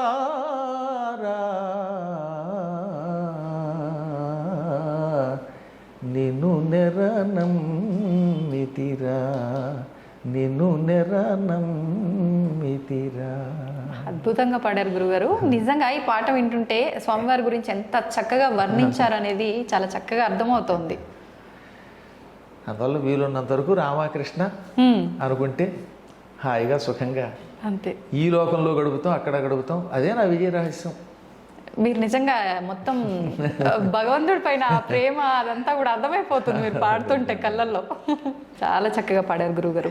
అదే గురుగారు, మనం టాపిక్లోకి వెళ్తే ఇప్పుడు భక్తి, మీరు ఇప్పుడు ఇంత ఇష్టంతో పాడారు. నిజంగా భగవంతుని గురించి పూజ చేయాలన్నా, మనం ఆధ్యాత్మికంగా ఆ వేలో వెళ్ళాలన్నా ఇలా పాటలు పాడితే సరిపోతుందా? కొంతమంది మాట్లాడితే సరిపోతుందా? లేదు ఆడంబరంగా పూజలు చేస్తుంటారు, అలా పూజలు చేస్తే సరిపోతుందా? మీరు ఇందాక అన్నారు స్తోత్రాలు ఇలాంటివి అని చెప్పి, అలా చేస్తే సరిపోతుందా? లేదు ఇవన్నీ చేయాల్సిందేనా? ఇందులో ఏదో ఒక్కటి పట్టుకుంటే చాలు. ఓ చిన్న విషయం చెప్పాలి ఇక్కడ. ప్రథమం సర్వశాస్త్రాణం పురాణం బ్రహ్మణా స్మృతం అనంతరంచ వక్త్రేభ్యో వేదాస్తస్య వినిశ్రుతా. ఈ శ్లోకం పద్మపురాణంలో మొదటి సర్గలో, సృష్టిఖండంలో మొదటి సర్గలో 45వ శ్లోకం. ఇదే శ్లోకం యథాతథంగా మళ్ళీ బ్రహ్మపురాణంలో ఉంటుంది. దీనికి అర్థం ఏంటనమాట, ఈ సృష్టిలో మొట్టమొదట బ్రహ్మగారు పురాణములనే స్మరించెను. అనేక శాస్త్రాలు ఉన్నాయి మనకి, పురాణాలు, వేదాలు, ఇతిహాసాలు, స్మృతులు. ఇన్నిటిలో ముందు పురాణాలని తన హృదయంలో స్మరించుకున్నాడు. దాన్ని నారదునికి ఇచ్చాడు. నారదుడు రామాయణాన్ని వాల్మీకి చెప్పాడు, మిగతావన్నీ వ్యాసునికి చెప్పాడు. కాబట్టి వ్యాసుడు రాశాడు. వ్యాసుడు రాయడానికి ముందు బ్రహ్మగారే దీన్ని స్మరించాడు. కానీ బ్రహ్మ నోట్లోంచి ముందు బయటకు వచ్చినవి ఏమిటి? వేదములు బయటకు వచ్చాయి. అందుకని వేదములకేమో ప్రాధాన్యం, రెండు పురాణములు. కాబట్టి వేదములు పురాణములు రెండు పూర్తిగా చదివినవాడు విన్నవాడే బాగుపడతాడు. ఇవన్నీ ఏం చేశారు? అందరూ చదవలేరు కదా. వేదములు అనంతములు, ఊరికే అందులో 4 భాగాలు ఊరికే బయటికి పెట్టాం తప్ప అసలు వేదములు అనంతావై వేదాహ. ఇక పురాణములు ఎన్నున్నాయో లెక్కలేదు, కోట్ల శ్లోకాలు. ఇక ఉపపురాణాలు, ఈ ఇతిహాసాలు, ఇవన్నీ ఎవరు చదవగలరు? వీటి సారాంశముగా వ్యాసుడు ఏమన్నాడు? 9 భక్తి మార్గములను అవలంబించన్నాడు. అంటే నాయన ఇవన్నీ చదవలేరు, ఇన్ని పూజలు, ఇన్ని యజ్ఞాలు చేయలేరురా, భక్తిని పట్టుకోండి. ఆ భక్తి 9 మార్గములలో ఉన్నది. ఆ 9లో ఒకటి ఏమిటనమాట? పురాణములు శ్రవణము, వినడము. భగవంతుని కథలు వినండి, విన్నా మీరు తరిస్తారు. అన్నీ చేయలేకపోతే ఏం చేయొచ్చు అనమాట? ఏ పద్మాకర్ గారు చెప్పిన పురాణాలు యూట్యూబ్లో ఉంటాయి. మొన్న చెప్పారు ఏకంగా 10,000 గంటల కంటే ఎక్కువ నా పురాణాలు. 10,000 గంటల పైగా. పద్మాకరాన్ని కొట్టేస్తే వచ్చేస్తాయి వరుసగా. మొత్తం 18 పురాణాలు నేను చెప్పాను. పూర్వం చెప్పిన వాళ్ళు యూట్యూబ్ లేవు కనుక లేవు. అంత పూర్వం కూడా పెద్దలు ఎంతో మంది చెప్పుంటారు కదా. కానీ ఇప్పుడు నా అదృష్టవశాత్తు యూట్యూబ్లో నా శిష్యులు పెట్టారు, వాళ్ళు గొప్పవాళ్ళు. అది మీ అదృష్టం కాదు గురువు గారు, మాలాంటి వాళ్ళ అదృష్టం. అవి ఎల్లకాలం మేము వినగలుగుతాం, ఉండిపోతున్నాయి కదా. ఆ విధంగా బ్రహ్మశ్రీ వద్దిపర్తి పద్మాకర్ అఫీషియల్ ఛానల్ అని పెట్టి అందులో పెట్టారు. కోడే జగదీష్ గారని డెమాయిన్లో ఉంటారు, అయోవా స్టేట్లో. ఆ మహానుభావుడే ఈ ఛానల్ నాది పెట్టి తద్వారా ఇవన్నీ అందులో అప్లోడ్ చేయించారు. శిష్యులందరినీ పెట్టి ఎంతో మందిని అందులో ఇన్వాల్వ్ చేసి. కాబట్టి మొత్తం ఈ పురాణములలో ఎంతో కొంత వినండి. వినడం వల్ల తొందరగా తరిస్తారు. చదవడం కంటే వినడం తేలిక కదా. ఇప్పుడు నేను చెబితే కొంచెం తేలిక అర్థం అవుతుంది కదా ఉన్నంతలో. అందువల్ల శ్రవణం, కీర్తనం అంటే ఇప్పుడు నేను చెప్పినట్టుగా పాడడం, పొగడడం, సంకీర్తనము లేక స్తోత్రాలని నోటితో అనడం కూడా కీర్తనమే. ఇది రెండవది. మూడవది స్మరణం, ఒకటేమో శ్రవణం, రెండు కీర్తనం, మూడోది విష్ణోహ స్మరణం. స్మరణం ఇందాక చెప్పినట్టుగా రామ కృష్ణ గోవింద వాసుదేవ నమ శివ ఏదో ఒకటి స్మరించుకో లోపల లోపల పైకో. పాదసేవనం, పాదసేవ అంటే ఇప్పుడు విష్ణువో శివుడో నా పాదాలని సేవించే భాగ్యం మనకి ఎవరుగా? మహాత్ములను సేవించుము, అది పాదసేవనం అంటే. మీ తల్లిదండ్రులు వాళ్ళు దేవతా స్వరూపులు, మీ గురువులు దేవతా స్వరూపులు, వాళ్ళకి పాదసేవ చెయ్యి. కుంటివాళ్ళు పాపం గుడ్డివాళ్ళు, నిజంగా అలా అనకూడదు, దివ్యాంగులని పేరెట్టారు మన ప్రధాని గారు. అటువంటి పుణ్యాత్ములకి సేవ చేయి, పాదసేవ చెయ్యి, లేదా వాళ్ళకి ఏదో అన్నం పెట్టు. ఇదంతా భగవంతుని పాదసేవ. ఆ తర్వాత అర్చనం, ఇదో పూజలు చేయటం, పువ్వులతో పూజ లేకపోతే ధూపదీపాలతో షోడశోపచారాలతో గుళ్ళోకి వెళ్ళి అర్చనం చెయ్యి. వందనం, నమస్కారం చెయ్యి, భగవంతునికి భగవద్భక్తులకి పెద్దలకి నమస్కారం చెయ్యి. దాస్యం, సేవ చెయ్యి. ఇప్పుడు ఆంజనేయుడు ఉన్నాడు కాబట్టి ఆయనకి అదృష్టవశాత్తు రాముడు ఎదురుగుండా ఉన్నాడు కనుక సేవ చేశాడు. లేదా ఇంకొక ఆయనకి ఏ దేవుడో కనబడ్డాడు, అక్రూరుడు ఉన్నాడు ఆయనకి కనబడ్డాడు చేశాడు. ఇప్పుడు ఈ కలియుగంలో దాస్యం ఎలా చేస్తాం? భగవంతుడు కనపడటం లేదు అందరికీ. అందుకని ఏమన్నారు? గుడులను బాగు చెయ్యి, గుడులకు వెళ్ళి దాన్ని శుభ్రం చెయ్యి. అందుకే మా సత్సంగం తరపున గుడి బడి అని ఒకటి పెట్టాం. మా వాళ్ళు ఇప్పటికి 10 సంవత్సరములుగా మొత్తం భారతదేశంలో ఉన్న ఆలయాలని బాగు చేస్తారు. అమ్మ చెబితే ఆశ్చర్యపోతారు. పండరీపురం వెళ్ళారు పాండురంగ ఆలయానికి. ఆ ఆలయం అంతా శిథిలావస్థకు వచ్చి పాడైపోయి గుళ్ళు మీద మొక్కలు కూడా లేచిపోయాయి. 5 లక్షలు ఇస్తే కానీ బాగు చేయమన్నారట కూలివాళ్ళు. పాపం అంత డబ్బులు అక్కడ లేవు. ఇంతలో మా వాళ్ళంతా వెళ్ళారు, ఒక 500 మంది, బెంగుళూరు నుంచి, అమెరికా నుంచి, హైదరాబాద్ నుంచి, వాళ్ళంతా 500 మంది. యూట్యూబ్లో ఉంటుంది చూడండి, గుడి బడి పండరీపురం. ఈ 500 మంది వెళ్ళి 3 రోజులుండి మొత్తం గుడిని 5 లక్షలు ఇస్తే కానీ బాగు చేయలేమన్న గుడిని తమ సొంత ఖర్చులతో వెళ్ళి చేసి వచ్చేసారు. వాళ్ళు మాకు సర్టిఫికేట్ పంపారు, అయ్యా మీ శిష్యులు ఎంత అద్భుతంగా చేశారండి, గుడిని నభూతన భవిష్యత్ అనే రీతిలో తీర్చిదిద్దారని. ఇప్పుడు ఆ గుడికి సేవ చేయటమే భగవంతునికి దాస్యం. కష్టాల్లో ఎంతో మంది ఉన్నారు, వాళ్ళకి సేవ చేయండి, అది భగవంతుని సేవ. ఆ విధంగా గుడిని వాటిని బాగు చేసి అక్కడ కాసేపు పారాయణ చేస్తే అది పరమాత్మ సేవ అవుతుంది, అది దాస్యం అంటే. ఆ తర్వాత భగవంతుడితో స్నేహం అంటే భగవద్భక్తులతో పురాణములతో స్నేహం చేయండి. ఆత్మ నివేదనం, నిన్ను నువ్వు పరమాత్మకి సమర్పించుకో, నా సమస్తం పరమాత్మది అనుకో. ఈ విధముగా శ్రవణం, కీర్తనం, విష్ణోహ స్మరణం, పాదసేవనం, అర్చనం, వందనం, దాస్యం, సఖ్యం, ఆత్మ నివేదనం, ఇందులో ఏ ఒక్కదాన్ని పట్టుకున్నా తరిస్తాం. 9 పట్టుకుంటే ఇక వాడికి తిరుగులేదు. ఇప్పుడు ఈ చెప్పింది ఎవరన్నా ఉన్నారు? ప్రహ్లాదుడు చెప్పాడు వాళ్ళ నాన్నకి. ఇది ప్రహ్లాదుడు చెప్పిన భాగవత శ్లోకం. పోతన గారు అందంగా తెలుగులో ఇంకా బాగా అనువాదం చేశాడు. తను హృద్భాషల సఖ్యమున్, శ్రవణమున్, దాసత్వమున్, వందనార్చనముల్, సేవయు, ఆత్మలో ఎరుకయున్, సంకీర్తనల్ చింతనం వను, ఈ 9 భక్తి మార్గముల సర్వాత్మున్ హరిన్నమ్మి సజ్జనుడై ఉండుట భద్రమంచుతలతున్ సత్యంబు దైత్యోత్తమా. ఎంత చక్కగా చెప్పాడు. కాబట్టి ఇందులో ఒకటి పట్టుకున్నా చాలు. పరుల కోసం ఆడంబరం అక్కర్లా. 100 కొబ్బరికాయలు కొట్టేస్తే ఆయన ప్రత్యక్షం కాడు. ఊరికే కేవలం పాలు పోసినంత మాత్రం చేత శివుడు ప్రత్యక్షం కాడు. నిజమైన భక్తితో ఒక్క చుక్క నీళ్లు పోసినా సంతోషిస్తాడు. చిత్రం చెప్పమంటారా? రాజశేఖర చరిత్ర అని ఒక కావ్యం ఉన్నది. రాజ అంటే చంద్రుడు, రాజశేఖరుడు అంటే ఏమిటి? చంద్రశేఖరుడు అనగా శివుడు. ఆ చరిత్రని అష్టదిగ్గజాల్లో శ్రీకృష్ణదేవరాయల ఆస్థాన విద్వాంసులు 8 మంది ఉన్నారు. అష్టదిగ్గజాలు అంటారని విన్నారు కదా. అందులో ఆఖరి ఆయన మాదయ్య గారి మల్లన్న, ఆయన రాశాడు. అందులో ఏమన్నాడో తెలుసా? ఒరే ఎందుకురా ఇంత కష్టం, మీరు తరించాలంటే ఓ చిన్న చిట్కా చెబుతానన్నాడు ఆయన. ఏమిటిటది? నీలకంఠుని శిరసుపై నీళ్లు జల్లి పత్తిరిసుమంత ఎవ్వాడు పారవైచు, కామధేనువు వానింటి గాడి పసర మల్ల సురశాకి వానింటి మొల్ల చెట్టు. అర్థమేంటి? శివలింగం దగ్గరికి వెళ్ళు. నీలకంఠుడు అంటే శివుడు. ఆ శివుడి దగ్గరికి వెళ్ళి అభిషేకం చేయలేకపోయావు అనుకో. ఇప్పుడు మీరు శివరాత్రికి శ్రీశైలం వెళ్ళారు, ఇంత జనంలో మిమ్మల్ని లోపలికి రానిస్తారా? రానివ్వరు. అప్పుడు మీకు అభిషేకం చేయాలనిపించింది, ఏం చేస్తారు అప్పుడు? ఇన్ని చుక్కలు నీళ్లు తీసుకుని దూరం నుంచి అలా చల్లండి. ఆయన మీద పడినా పడకపోయినా దూరం నుంచి జల్లితేట ఏది అలా జల్లితే నాయన నా దగ్గరికి రాలేకపోయావా, కానీ నువ్వు భక్తితో చల్లావు, ఇది నాకు మహన్యాసపూర్వక ఏకాదశి రుద్రాభిషేకం అనుకుంటాట ఆయన. అందుకని నీలకంఠుని శిరస్సుపై నీళ్లు చల్లి, అందులో భక్తి కూడా లేకపోవచ్చు ఒక్కోసారి, ఏదో దూరంలో ఆత్రంతో అలా చల్లేశారు, అది అభిషేకం అనుకుంటున్నాడు ఆయన. ఇంకా ఆయన మీద 1,00,000 బెల్వార్చనో లేకపోతే 1,00,00,000 పత్రికో పూజ చేద్దాం అనుకున్నారు, కానీ కుదరట్లేదు, ఎందుకంటే గుళ్ళోకి వెళ్ళనివ్వడం లేదు కనుక, జనాలు ఎక్కువ ఉన్నారు. అప్పుడు దూరం నుంచి ఒక పత్రి విసిరేయండి. పత్రి సంస్కృతం, తెలుగులో పత్తిరి అది వికృతి అంటారు. ఇక్కడ పత్తిరి అని ఎందుకన్నాడు తెలుసా? నువ్వు మనస్ఫూర్తిగా పూజ చేయలేకపోతున్నావు, విసురుతున్నావు, అందుకని అది వికృతి పూజ. దూరం నుంచి అలా విసిరేయి. విసిరితే ఆయన ఏమనుకుంటాడు? పాపం వాడు భక్తుడే, దగ్గరికి రాలేకపోతున్నాడు జనాలు ఉండడం వల్ల, అయినా విసిరాడు, ఇదే నాకు 1,00,000 బెల్వార్చన అనుకుంటున్నాడు.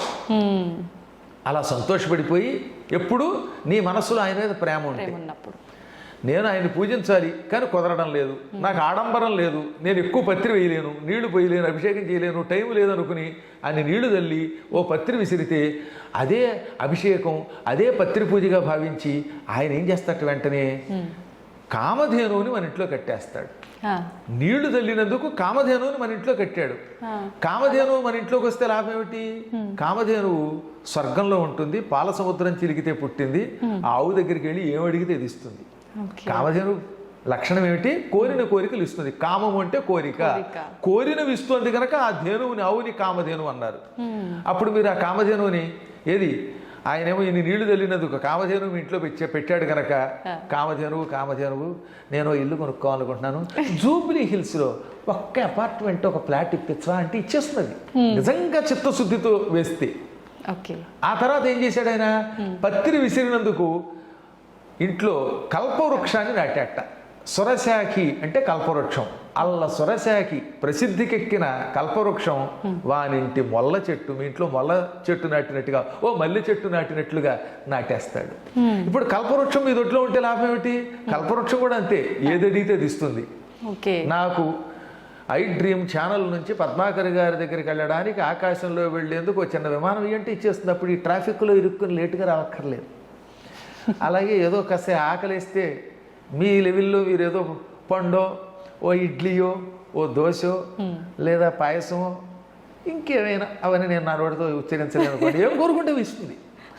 ఆ విధముగా స్వామివారు ఇన్ని నీళ్లు తల్లితే, ఒక పత్రి వేస్తే కూడా సంతోషపడిపోయి కోరికలు తీరుస్తాడని అర్థం. కాబట్టి మనకి భక్తి ముఖ్యం, 10 మంది కోసం ఆడంబరం అక్కర్లేదు. గురుగారు, ఇప్పుడు మీరు అన్నారు తెలిసి తెలియక కూడా మనం అలా భగవంతుడిపై నీళ్లు చిలకరిస్తే చాలు ఆయన అనుగ్రహించాడు అని చెప్పి. మరి కొంతమంది ఎన్నో రకాల పూజలు చేస్తూ ఉంటారు, నిజంగా భక్తితోనే చేస్తుంటారు అనిపిస్తుంది మన వరకైతే చూస్తుంటే, అయినా కూడా కోరికలు తీరకపోగా చాలా రకాల ఇబ్బందులు పడుతూ ఉంటారు. ఇంకా విరక్తి వచ్చేస్తుంటుంది వాళ్ళకి, అసలు నాకు భగవంతుడికి ఎన్ని పూజలు చేసినా వ్యర్థం, అసలు భగవంతుడు లేడు, రాయి అని చెప్పి మూర్ఖంగా మాట్లాడే దశకు కూడా వెళ్ళిపోతున్నారు. ఎందుకు అవుతుందంటారు అలాగా?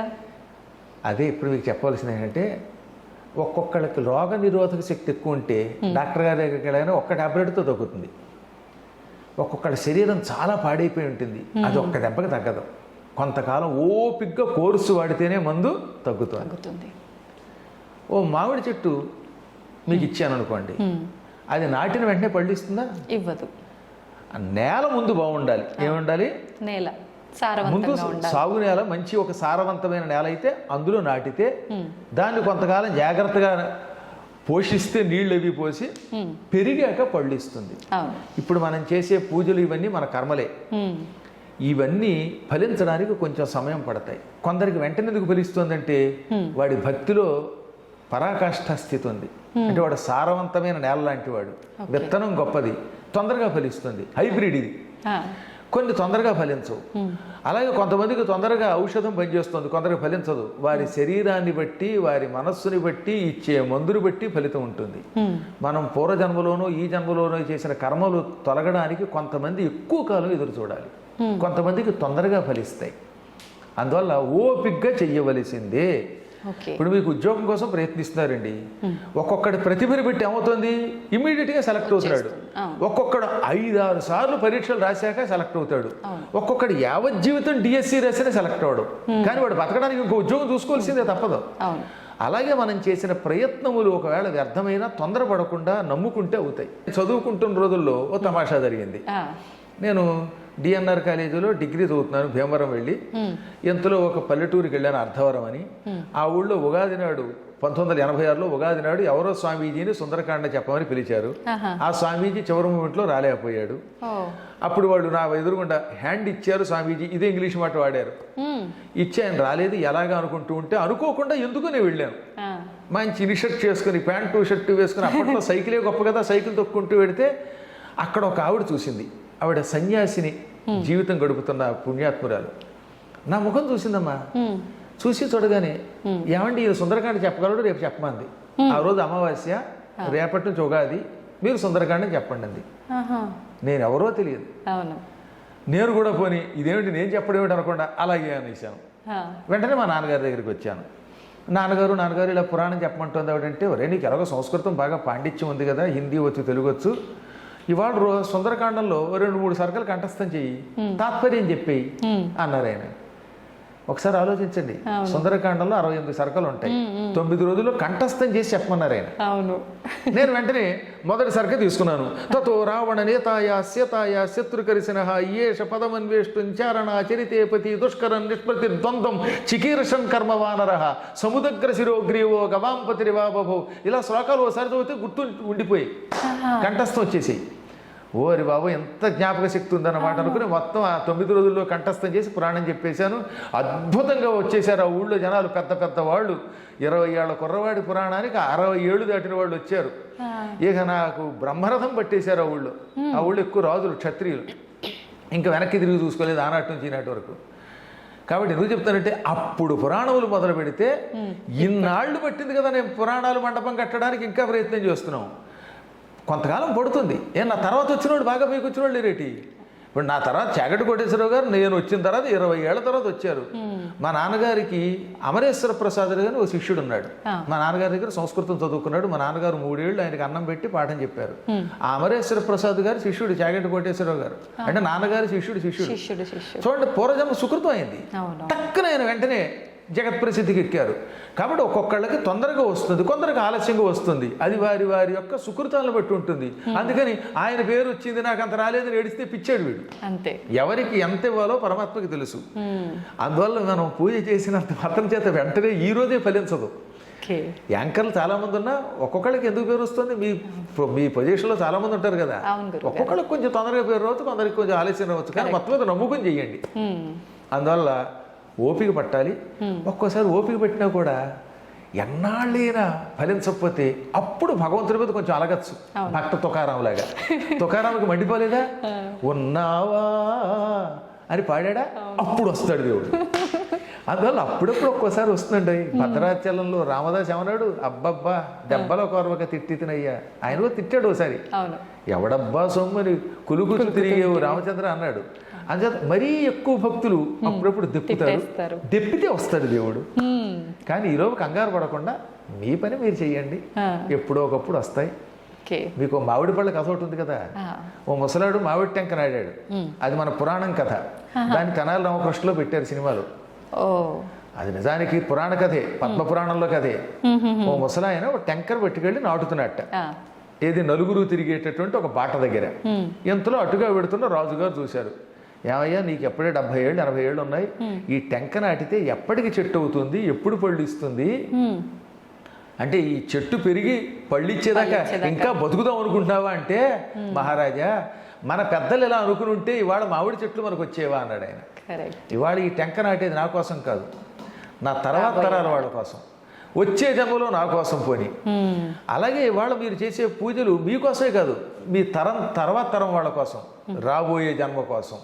ఈ టెంక నాటాడు, ఆ తర్వాత ఎప్పటికో అది పెరుగుతుంది, తర్వాత వాళ్ళకి ఇస్తుంది. అలాగే మన పెద్దలు నాటారు, మనం అనుభవిస్తున్నాం. మా నాన్నగారు చేసిన పూజ నేను అనుభవిస్తున్నాను, నా పూజ నా పిల్లలు, వాళ్ళు చేసిన పూజలు తర్వాత వాళ్ళు కూడా అనుభవిస్తారమ్మా. ఇప్పుడు మీరు ఆస్తి సంపాదిస్తే మీరు ఒక్కరి కోసం కాదుగా, నెక్స్ట్ జనరేషన్కి. మీ ఇల్లు మీ ఇంట్లో వాళ్ళకి ఇస్తారు కానీ ఎంత అభిమానం ఉన్నా పద్మాకర్ గారికి ఎవరు, ఆయన ఎంతో పండితుడు, ఆయనకి ఇచ్చేద్దామని పొరపాటు అనుకోరు. అందువల్ల మీ ఆస్తి మీ పిల్లలకి వెళ్ళినట్టే మనం ఈ సంపాదించే పుణ్యం మన పిల్లలకు వస్తుందన్నమాట. ఎంత మంచి పాట అది అసలు. పుణ్యంతో పాటు మనం చేసిన పాపపు కర్మ కూడా వెళ్తుందా గురుగారు? గ్యారంటీగా పుణ్యమైన పాపమైన ఏదైనా వారసులకు వెళ్ళవలసిందే. అది ఎక్కువైతే ఇక్కడ అనుభవిస్తాం. అచ్చొక్కటై పుణ్య పాపై ఇహైవ ఫలమొస్తునుతే. ఎక్కువగా చేసిన పుణ్యం పాపం ఇక్కడే ఇప్పుడు అనుభవిస్తాం, కొంచెం తక్కువ చేస్తే కొంచెం ఆలస్యంగా అనుభవిస్తాం. కాబట్టి పూజలు చేసేవాళ్ళు కొంచెం ఓపిక పట్టాలి. పాత పాపాలన్నీ తుడిచేదాకా చూసుకోవాల్సిందే. మనం ఆ పాటనే గుర్తుపెట్టుకోవాలి. నాటేది ఒక్క మొక్క, వేసేది 100 కొమ్మ, కొమ్మ కొమ్మ విరగబూసి వేలాదిగా.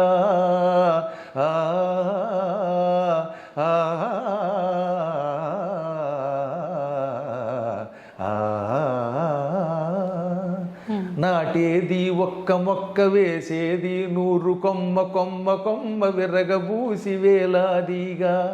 ఇక కాయాలి బంగారు కాయలు, భోంచెయ్యాలి మీ పిల్లకాయలు. ఎంత అందమైన అర్థం ఉందో అందులో అన్నమాట. అలా చేయమనండి, ఓపిక తెచ్చుకోమనండి. తప్పక పరమాత్మని అనుగ్రహం మాత్రం కలుగుతుంది. చేసినది ఎక్కడికి వెళ్ళదు, ఎప్పుడూ ఒకప్పుడు వస్తుంది. అది పుణ్యమైన పాపమైన వస్తుంది. గురుగారు ఖచ్చితంగా అనుభవించాల్సిందే తరతరాలుగా అన్నారు. కానీ అనుభవించాలి అని అంటే చాలా మంది అనుకుంటారు ఈ పూజల వల్ల వీటి వల్ల తగ్గించుకోవచ్చు అంటారు. నిజంగా తగ్గించుకునే అవకాశం ఉందా? తప్పించుకునే అవకాశం లేకుండా కర్మలు 3 రకాలు. ఒకటి ప్రారబ్ధం, ఇంకొకటి సంచితము, ఇంకొకటి ఆగామి. సంచితం అంటే పోగేసుకున్నది, పూర్వం ఎప్పుడో చేసాం, అది బ్యాంక్ బ్యాలెన్స్, ఎఫ్డి అనమాట, ఫిక్స్డ్ డిపాజిట్. ఓకే. ఇక రెండవది ప్రారబ్ధం, అంటే ఇప్పుడు మనం చేస్తున్నది, అనుభవిస్తున్నది. మీరు ఇడ్లీ కడుపులోకి పంపేశారు, ఆ ఇడ్లీ ఎఫెక్ట్ చూపిస్తుంది. అది మంచి ఇడ్లీ అయితే ఆరోగ్యంగా ఉంటాం. ఏ ఇక్ష్వాకుల కాలం నాటి ఇడ్లీయో పాతకాలం చట్నీయో వేసుకు తింటే వికారం పెడుతుంది. ఈ మధ్యన మాతో ఒక ఆవిడ లంకొచ్చి కాస్త 4 కారపోస్తాను కానీ ఇంటికి వచ్చిన తర్వాత 3 రోజుల పాటు రోజు బాత్రూమే. అంటే మరి తిన్నది కదా, తిన్న ఎఫెక్ట్ పడతారు. అది ప్రారబ్ధం. ప్రారబ్ధం అంటే ఒకసారి నీ శరీరంలో ప్రవేశించేసింది, ఇక అనుభవించాలి, దాన్ని ఎవడో ఏం చేయలేడు. మందు వేసినా కూడా ఆ పూర్తిగా దాన్ని కంట్రోల్ చేయదు, కొంచెం కొంచెం కొంచెం తగ్గిస్తుంది. ముందు మొత్తం మీద ఆ చెత్త పోవలసిందే. అంతే. అందువల్ల ప్రారబ్ధ కర్మ అంటే అనుభవించి తీరవలసిన కర్మము. దానికి ఉదాహరణ చెప్పారన్నమాట. తిన్న తిండి ఇంక లోపలికి వెళ్ళాక దాని ప్రభావం ఎలా చూపిస్తుందో అలా చూపిస్తుంది. సంచితం అని ఉంది కదా, పోగేసుకున్నది, అది వదిలించుకోవచ్చు. ఎలా గురుగారు? ఇప్పుడు మీ ఎఫ్డి ఉంది, మీకు 10 లక్షలు ఉన్నాయి అనుకుందాం కాసేపు, దేవుడి దేవల్ల. ఆ 10 లక్షలు మీకు నా మీద అభిమానం కలిగితే నాకు ఇచ్చేయచ్చుగా. మీకు పద్మాకర్ గారి మీద అభిమానం కలిగింది, ఆయన ఏదో పురాణ మండపం కడుతున్నాడు, ఆయనకి ఇచ్చేద్దాం అనిపించింది అనుకోండి, ఇచ్చేయచ్చు. ఇవ్వాలనుకుంటే ఇచ్చేస్తే ఇంకా డబ్బు పోయినట్టే. అంటే కంగారు ఏం పడద్దు, నేనేం మిమ్మల్ని అడగను, మీరు ఇవ్వక్కర్లేదు. కాబట్టి సంచితం వదిలించుకోవచ్చు. ఆగామి అంటే భవిష్యత్తులో చేయబోయే పనులు, ఇవి కూడా మనం అదుపులో పెట్టుకోవచ్చు. మనం కావాలంటే కొన్ని పనులను అదుపులో పెట్టుకోవచ్చు, అవి తొలగించుకోవచ్చు. ఈ సంచితము ఆగామి తొలగించుకోవడానికి ఈ అర్చనలు, పూజలు, ప్రయత్నాలు పనికొస్తాయి. ప్రారంధం మాత్రం చచ్చినట్టు అనుభవించాలి. కానీ అక్కడే ఉన్నది. ఎక్కువ భక్తితో భగవంతుడు పట్టుకోవడం ఎటువంటిది అన్నారు అంటే, ఒక అపవిత్ర ఆహారం తిన్నారు, పనికిమాలిన ఆహారం, దాని ఎఫెక్ట్ వల్ల చచ్చిపోకుండా మందు వేసుకుంటే ఏమవుతుంది, కొంత నీరసం వచ్చినా తగ్గుతుంది, ఏదో వాంతులు అయ్యేది, తర్వాత మందు వేస్తే కట్టుబడుతుందా లేదా. అలా ప్రారంధంలో కొంత తగ్గించుకుంటాం. కాబట్టి కర్మలను కూడా మనం భగవదర్చనతో కొంతవరకు నియంత్రిస్తాం, కానీ పూర్తిగా నియంత్రించలేము, ఎంతో కొంత అనుభవించాలి. ఒక్క సద్గురువుల అనుగ్రహం, నిజమైన సద్గురువు నేను చెప్పేది. ఇవాళ అందరూ సద్గురువులు అనుకోండి, ఎవడబడితే వాడు జాయ చక్రాంత కంటే ఎక్కడ కుదురుతుంది. ఇప్పుడు మేము మీకు ఒక మార్గం చూపిస్తాం కానీ పూర్తిగా మిమ్మల్ని బాగు చేయలేము. కరెక్టే. ఇలాగ మోసం చేస్తున్నారు కొంతమంది. ఎవడికాడే నేనే సద్గురువుని అంటాడు. ఏం సద్గురు? అసద్గురువులు ఇవి. ఇవి ప్రమాదకరమైనవి. గురువు ఒక మార్గం చూపిస్తాడు కానీ సంపూర్ణంగా అనుగ్రహించలేడు. కానీ అరుదుగా కొంతమందిని అనుగ్రహించగలుగుతారు, అందరినీ చేయలేము. ఎక్కడో ఏ విశ్వామిత్రుడు లాంటి వాడో త్రిశంకుడిని స్వర్గానికి పంపగలిగాడు, కానీ అందరినీ పంపగలవా? ఏ వశిష్ఠుడో ఎవరినో పంపించాడు. అందువల్ల అరుదుగా కర్మలను కూడా తగ్గించి వాళ్ళని ముక్తికి పంపించే శక్తి కలిగిన వాళ్ళు కొందరు ఉంటారు, కానీ అది కొంచెం కష్టం. మార్గం చూపిస్తారు, కాబట్టి కొంత కర్మ అనుభవించక తప్పదు అన్నమాట. ఓకే గురువుగారు, దైవాంశ సంభూతుడు అని చెప్పి మనుషుల్ని అంటూ ఉంటారు కొంతమంది, కారణ జన్ములు అని, దైవాంశ సంభూతుడు అని. అంటే ఏంటి గురుగారు? నిజానికి ఈ ప్రపంచంలో అందరూ దైవాంశ సంభూతులే. దేవతా శక్తి లేకుండా అసలు మీరు పుట్టరు. కానీ అది కొంతమందిలో ఎక్కువ ఉంటుంది, కొందరిలో తక్కువ ఉంటుంది. అందువల్ల ఇప్పుడు మీరు చక్కగా మాట్లాడి వ్యాఖ్యానం చేస్తున్నారే, ఈ వ్యాఖ్యానం చేసే మాట ఆ దేవతలు ఇచ్చింది. అందువల్ల మీరు దైవాంశ సంభూతురాలే. ఒక ఆయన బాగా కెమెరాను పట్టుకుని చక్కగా షూట్ చేస్తారనమాట. ఓహో, ఈయన ఈ యాంగిల్లో అయితే బాగుంటాడు, పద్మాకర్ గారు ఇలా అందంగా ఉంటాడని. కొన్ని ఛానల్స్ వాళ్ళు నన్ను చూపిస్తారు, కర్మ ఇంత తెల్లగా ఉన్న నేను కూడా అక్కడ నల్లగా కనపడతాను అంటే వాడికి అందులో దైవాంశం తక్కువ ఉందనమాట అందులో. కాబట్టి ఆయనకి కెమెరాలు ఆ రంగంలో ఉన్నది. కొందరు బాగా పాడతారు, కొందరు బాగా మాట్లాడగలుగుతారు, కొందరు తినగలుగుతారు. తినడం కూడా దైవాంశే, తింటే అరుగుతుందిగా. కాబట్టి అందరూ కారణ జన్ములే. తానెందుకు పుట్టాడో తెలుసుకుని ఆ కారణమును సఫలీకృతం చేసుకున్నవాడు ధన్యాత్ముడు. కొందరికి తెలియదు తాను ఎందుకు పుట్టామో, పట్టించుకోరు, ఆ శక్తుల్ని వృధా చేసుకుంటున్నారు. అందువల్ల మనం సాధన చేస్తే దైవాంశతో పుట్టిన మనం దైవం అవ్వచ్చు. సాధన చేయకపోతే దైవాంశతో పుట్టిన ఎందుకు పనికి రాకుండా అయిపోతాడు. ఎంతో మంది అలాగే మట్టిలో పుట్టి మట్టిలో కలిసిపోతారు, పుట్టలో చెదలు పుట్టినట్టుగా పుడుతున్నారు. కాబట్టి సాధన చేసి ప్రతి వ్యక్తి గొప్పవాడు అవ్వచ్చు. అందుకే భీష్ముడు చెప్పాడు మహాభారతంలో, ఎక్కడ విరాట పర్వంలో, ఉత్తర గోగ్రహణం ఉంటుంది కదా, పాండవులు మారువేషంలో ఉన్నారేమో పట్టుకోవడానికి, విరాటరాజు గారు ఆవుల్ని పట్టుకోవడానికి దుర్యోధనాదులు వెళ్ళారు ఉత్తరం దిక్కున ఉన్న ఆవుల్ని పట్టుకోవడానికి. అప్పుడు ఆయన పాండవులు ఎందుకు వల్ల గొప్పవాళ్ళు అవుతున్నారో చెప్పాడు దుర్యోధనాదులతో. నల్లవు నిక్కమాడె నృపనందను ముందట ద్రోణుడొక్కడు తెల్లముగాగా బాహుబల ధీబల దైవ బలంబులప్ప వర్తిల్లుదురు అన్నాడు ఆయన. అంత పద్యం అక్కర్లేదు, కానీ ఈ ఒక్క ముక్క మనకు కావాలి. పాండవులకి మొదట బాహుబలం ఉన్నది, పుట్టుకతో బాహుబలం ఉన్నది, శరీర బలం ఉన్నది. ఇక్కడ బాహుబలం అంటే చేతులది కాదు, కేవలం శారీరక బలం ఉన్నది. అది మన చేతిలో లేదు కదా, మన తల్లిదండ్రులు హెరిడిటీగా ఇస్తారు, జీన్స్ అంటాం. పుట్టుక మన చేతిలో లేదు కనుక బాహుబలం అనేది మన చేతిలో లేదు. కానీ మొత్తం మీద వాడు పుట్టడంతో శరీర బలంతో పుట్టారు, అది అదృష్టం. రెండవది బుద్ధిబలం ఉన్నది. ధీబలం అంటే బుద్ధిబలం. ఈ బుద్ధిబలం పుట్టుకతో కొంత ఉంటుంది, బాగా పెంచుకోవడం వల్ల పెరుగుతుంది. మీ దగ్గర అందరికీ జ్ఞాపక శక్తి ఉంటుంది, కానీ దాన్ని ఏం చేయాలి, పదులు పెట్టాలి, సాధన చేయాలి. చేయగా ఏమవుతుందన్నమాట, బాగుపడుతుంది. నేను చూసిన ఒక యాంకర్ ఉండేది, నెత్తి ఉండేది ఆవిడికి. నేను చెప్పి ధైర్యం చెప్పగా ఇప్పుడు అద్భుతంగా మాట్లాడేస్తుంది. అస్సలు నత్తి లేదు, సాధనతో పోగొట్టుకుంది. అంటే ప్రాక్టీస్ మేక్స్ మ్యాన్ పెర్ఫెక్ట్ అంటే ఇదే. కాబట్టి సాధనతో దీబలాన్ని పెంచుకోవచ్చు. బాహుబలం మన చేతిలో లేదనుకోండి, బుద్ధిబలం దేవుడు ఇచ్చిందని కూడా ఏం చేయొచ్చు అనమాట, పదును పెట్టుకోవచ్చు. పాండవుల దగ్గర దేహబలము బుద్ధిబలంతో పాటు దైవ బలం ఉన్నది. వాళ్ళు బాగా భక్తులు, కృష్ణుడిని పట్టుకున్నారు. ఈ మూడు బలములు ఉన్న వాళ్ళకి ఎప్పుడూ తిరుగు ఉండదు. కాబట్టి ఈ మూడు బలములను మనం పెంచుకోవచ్చు. పెంచుకుంటే మనం జీవితంలో పైకి వస్తాం. మీకు ఉదాహరణ చెప్తాను. నా చిన్నప్పుడు నాకు కూడా తెలియదు ఇంత జ్ఞాపక శక్తి ఉన్నట్టుగా. ఇంచుమించుగా 5 ఏళ్ళు 6 ఏళ్ల వయస్సులో అనుకుంటాను, సుందర శివరావు గారిని ఒక ఆయన ఉండేవారు ఉంగుటూరు అనే ప్రాంతంలో. ఆయన నన్ను చూచి మా నాన్నగారిని, ఈ కుర్రాడు ఏం చెప్పినా అప్పచెప్పేస్తున్నాడండి, ఇటువంటి వాడిని బాగు చేద్దామని అల్లసాని పెద్దన గారి మనుచరిత్రలో ఒక పేజీ గద్యం ఉంటుంది. ఏమిటి గద్యం? పద్యాలు గద్యాలు అని ఉంటాయి కదా. పద్యం ఏమో ఎలాగో ఉత్పలమాల, చంపకమాల ఇలాంటివి. ఇవి కాకుండా అప్పుడప్పుడు ఏం చేస్తారన్నమాట, ఏకధాటిన ఒక వచనం ఇస్తారు, పెద్ద పారాగ్రాఫ్. అలాంటి గద్యం ప్రథమ స్కంధంలో ఉంది, మొదటి ఆశ్వాసంలో, ప్రథమాశ్వాసంలో. పరీక్షించడానికి ఆ వచనం నా చేత చదివించి తొందరగా అప్పచెప్పంటే 5 నిమిషాలు కూడా పట్టలేదు, చదివి అప్పచెప్పేశాను నేను. అప్పుడు నాకు ప్రాక్టీస్ చేయటం వల్ల ఎంత లాభమో తెలిసింది. అందువల్ల ఇన్ని పుస్తకాలు కంఠస్థం చేశాం. ఓ పెద్ద పేజీ అనమాట. ఓ సిద్ధుడు ఉన్నాడు, ఆ సిద్ధుడు తీర్థయాత్రలు చేశాడు. ఆ ప్రవరుడనే ఆయన, నువ్వు ఏమేమి తిరిగావు అని అడిగితే, నేను ఇవి తిరిగాను మొత్తం ప్రపంచం తిరిగాను అని చెప్పడానికి ఈ గద్యంలో చెప్పాడు అనమాట.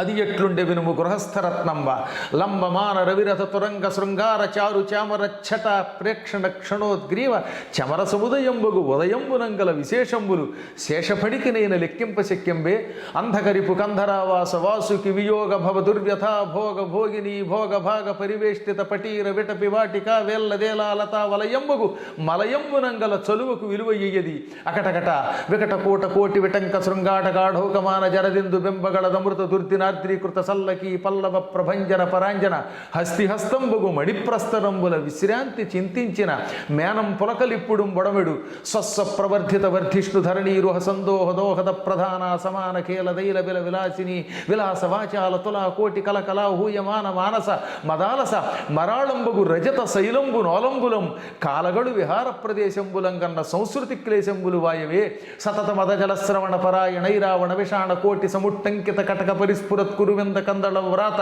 జాతాలాత శంకాప సర్పదభ్రము భ్రమీ విభ్రమ ధురంధరంబగు మేరుధరాధరంబు శిఖరంబుల సోయగంబులు కలయంగనుంగురుట బహుజన్మకృత సుకృత పరిపాకంబునంగాక ఏల చేకూర నేర్చు నేనిట్టి మహాద్భుతంబులు ఈశ్వరానుగ్రహంబున అల్పకాలంబున కనుంగొంటి ననుటయు ఈషదంకురిత హసనగ్రశిష్టు గండయుగులుండగుతూ ప్రవరుండతనికి ఇట్లనియే. అమ్మో గురుగారు నేనేం మాట్లాడలేను, దండం పెట్టడం తప్ప. ఇదేనా మీరు ఆ రోజున చెప్పింది? 5 ఏళ్ల వయస్సులో కంఠస్థం చేసింది. అమ్మో, అప్పటికి ఇంకా నేను అక్షరాలు కూడా సరిగ్గా రావు. కాబట్టి చెప్పొచ్చేది ఏంటంటే ఇటువంటి గద్యములు ప్రాక్టీస్ చేస్తూ వస్తాయని తెలిసింది కదా. ఓహో జ్ఞాపక శక్తి ఉందనుకుని పురాణములు చదువుతుంటూ వచ్చాయి. అందువల్ల మనందరం కూడా మన శక్తులను అభ్యాసం ద్వారా కొంత పెంచుకోవచ్చును. అభ్యాసం ఎవరినైనా గొప్పవాడిని చేస్తుంది. ఇలాంటి వచనములు మీకు ఓపిక ఉంటే ఒక 200-300 ఒకే రోజు అప్పగలరు. అందువల్ల మీకు నాకు కూడా సమయం లేదు కనుక ప్రస్తుతానికి ఇక్కడికి ఆపుకుందాం. మనం అత్యద్భుతమైన మన కావ్యాలు విని మన భారతదేశంలో శక్తివంతులు ఎంతోమంది ఉన్నారు. అలా ఇలాగే ఎన్నో సాధనలు చేసే వాళ్ళంతా పైకి రావాలని కోరుకుందాం. తప్పకుండా గురుగారు. నిజంగా మా తరం వాళ్ళకి మీ మాటలు, మీ పాటలు, మీ పద్యాలు అన్నిటి రూపంలో చాలా మంచి మంచి విషయాల్ని తెలియజేస్తున్నారు. ఇంకా తెలియజేయాలనే కోరుకుంటాను గురుగారు. ధన్యవాదాలు.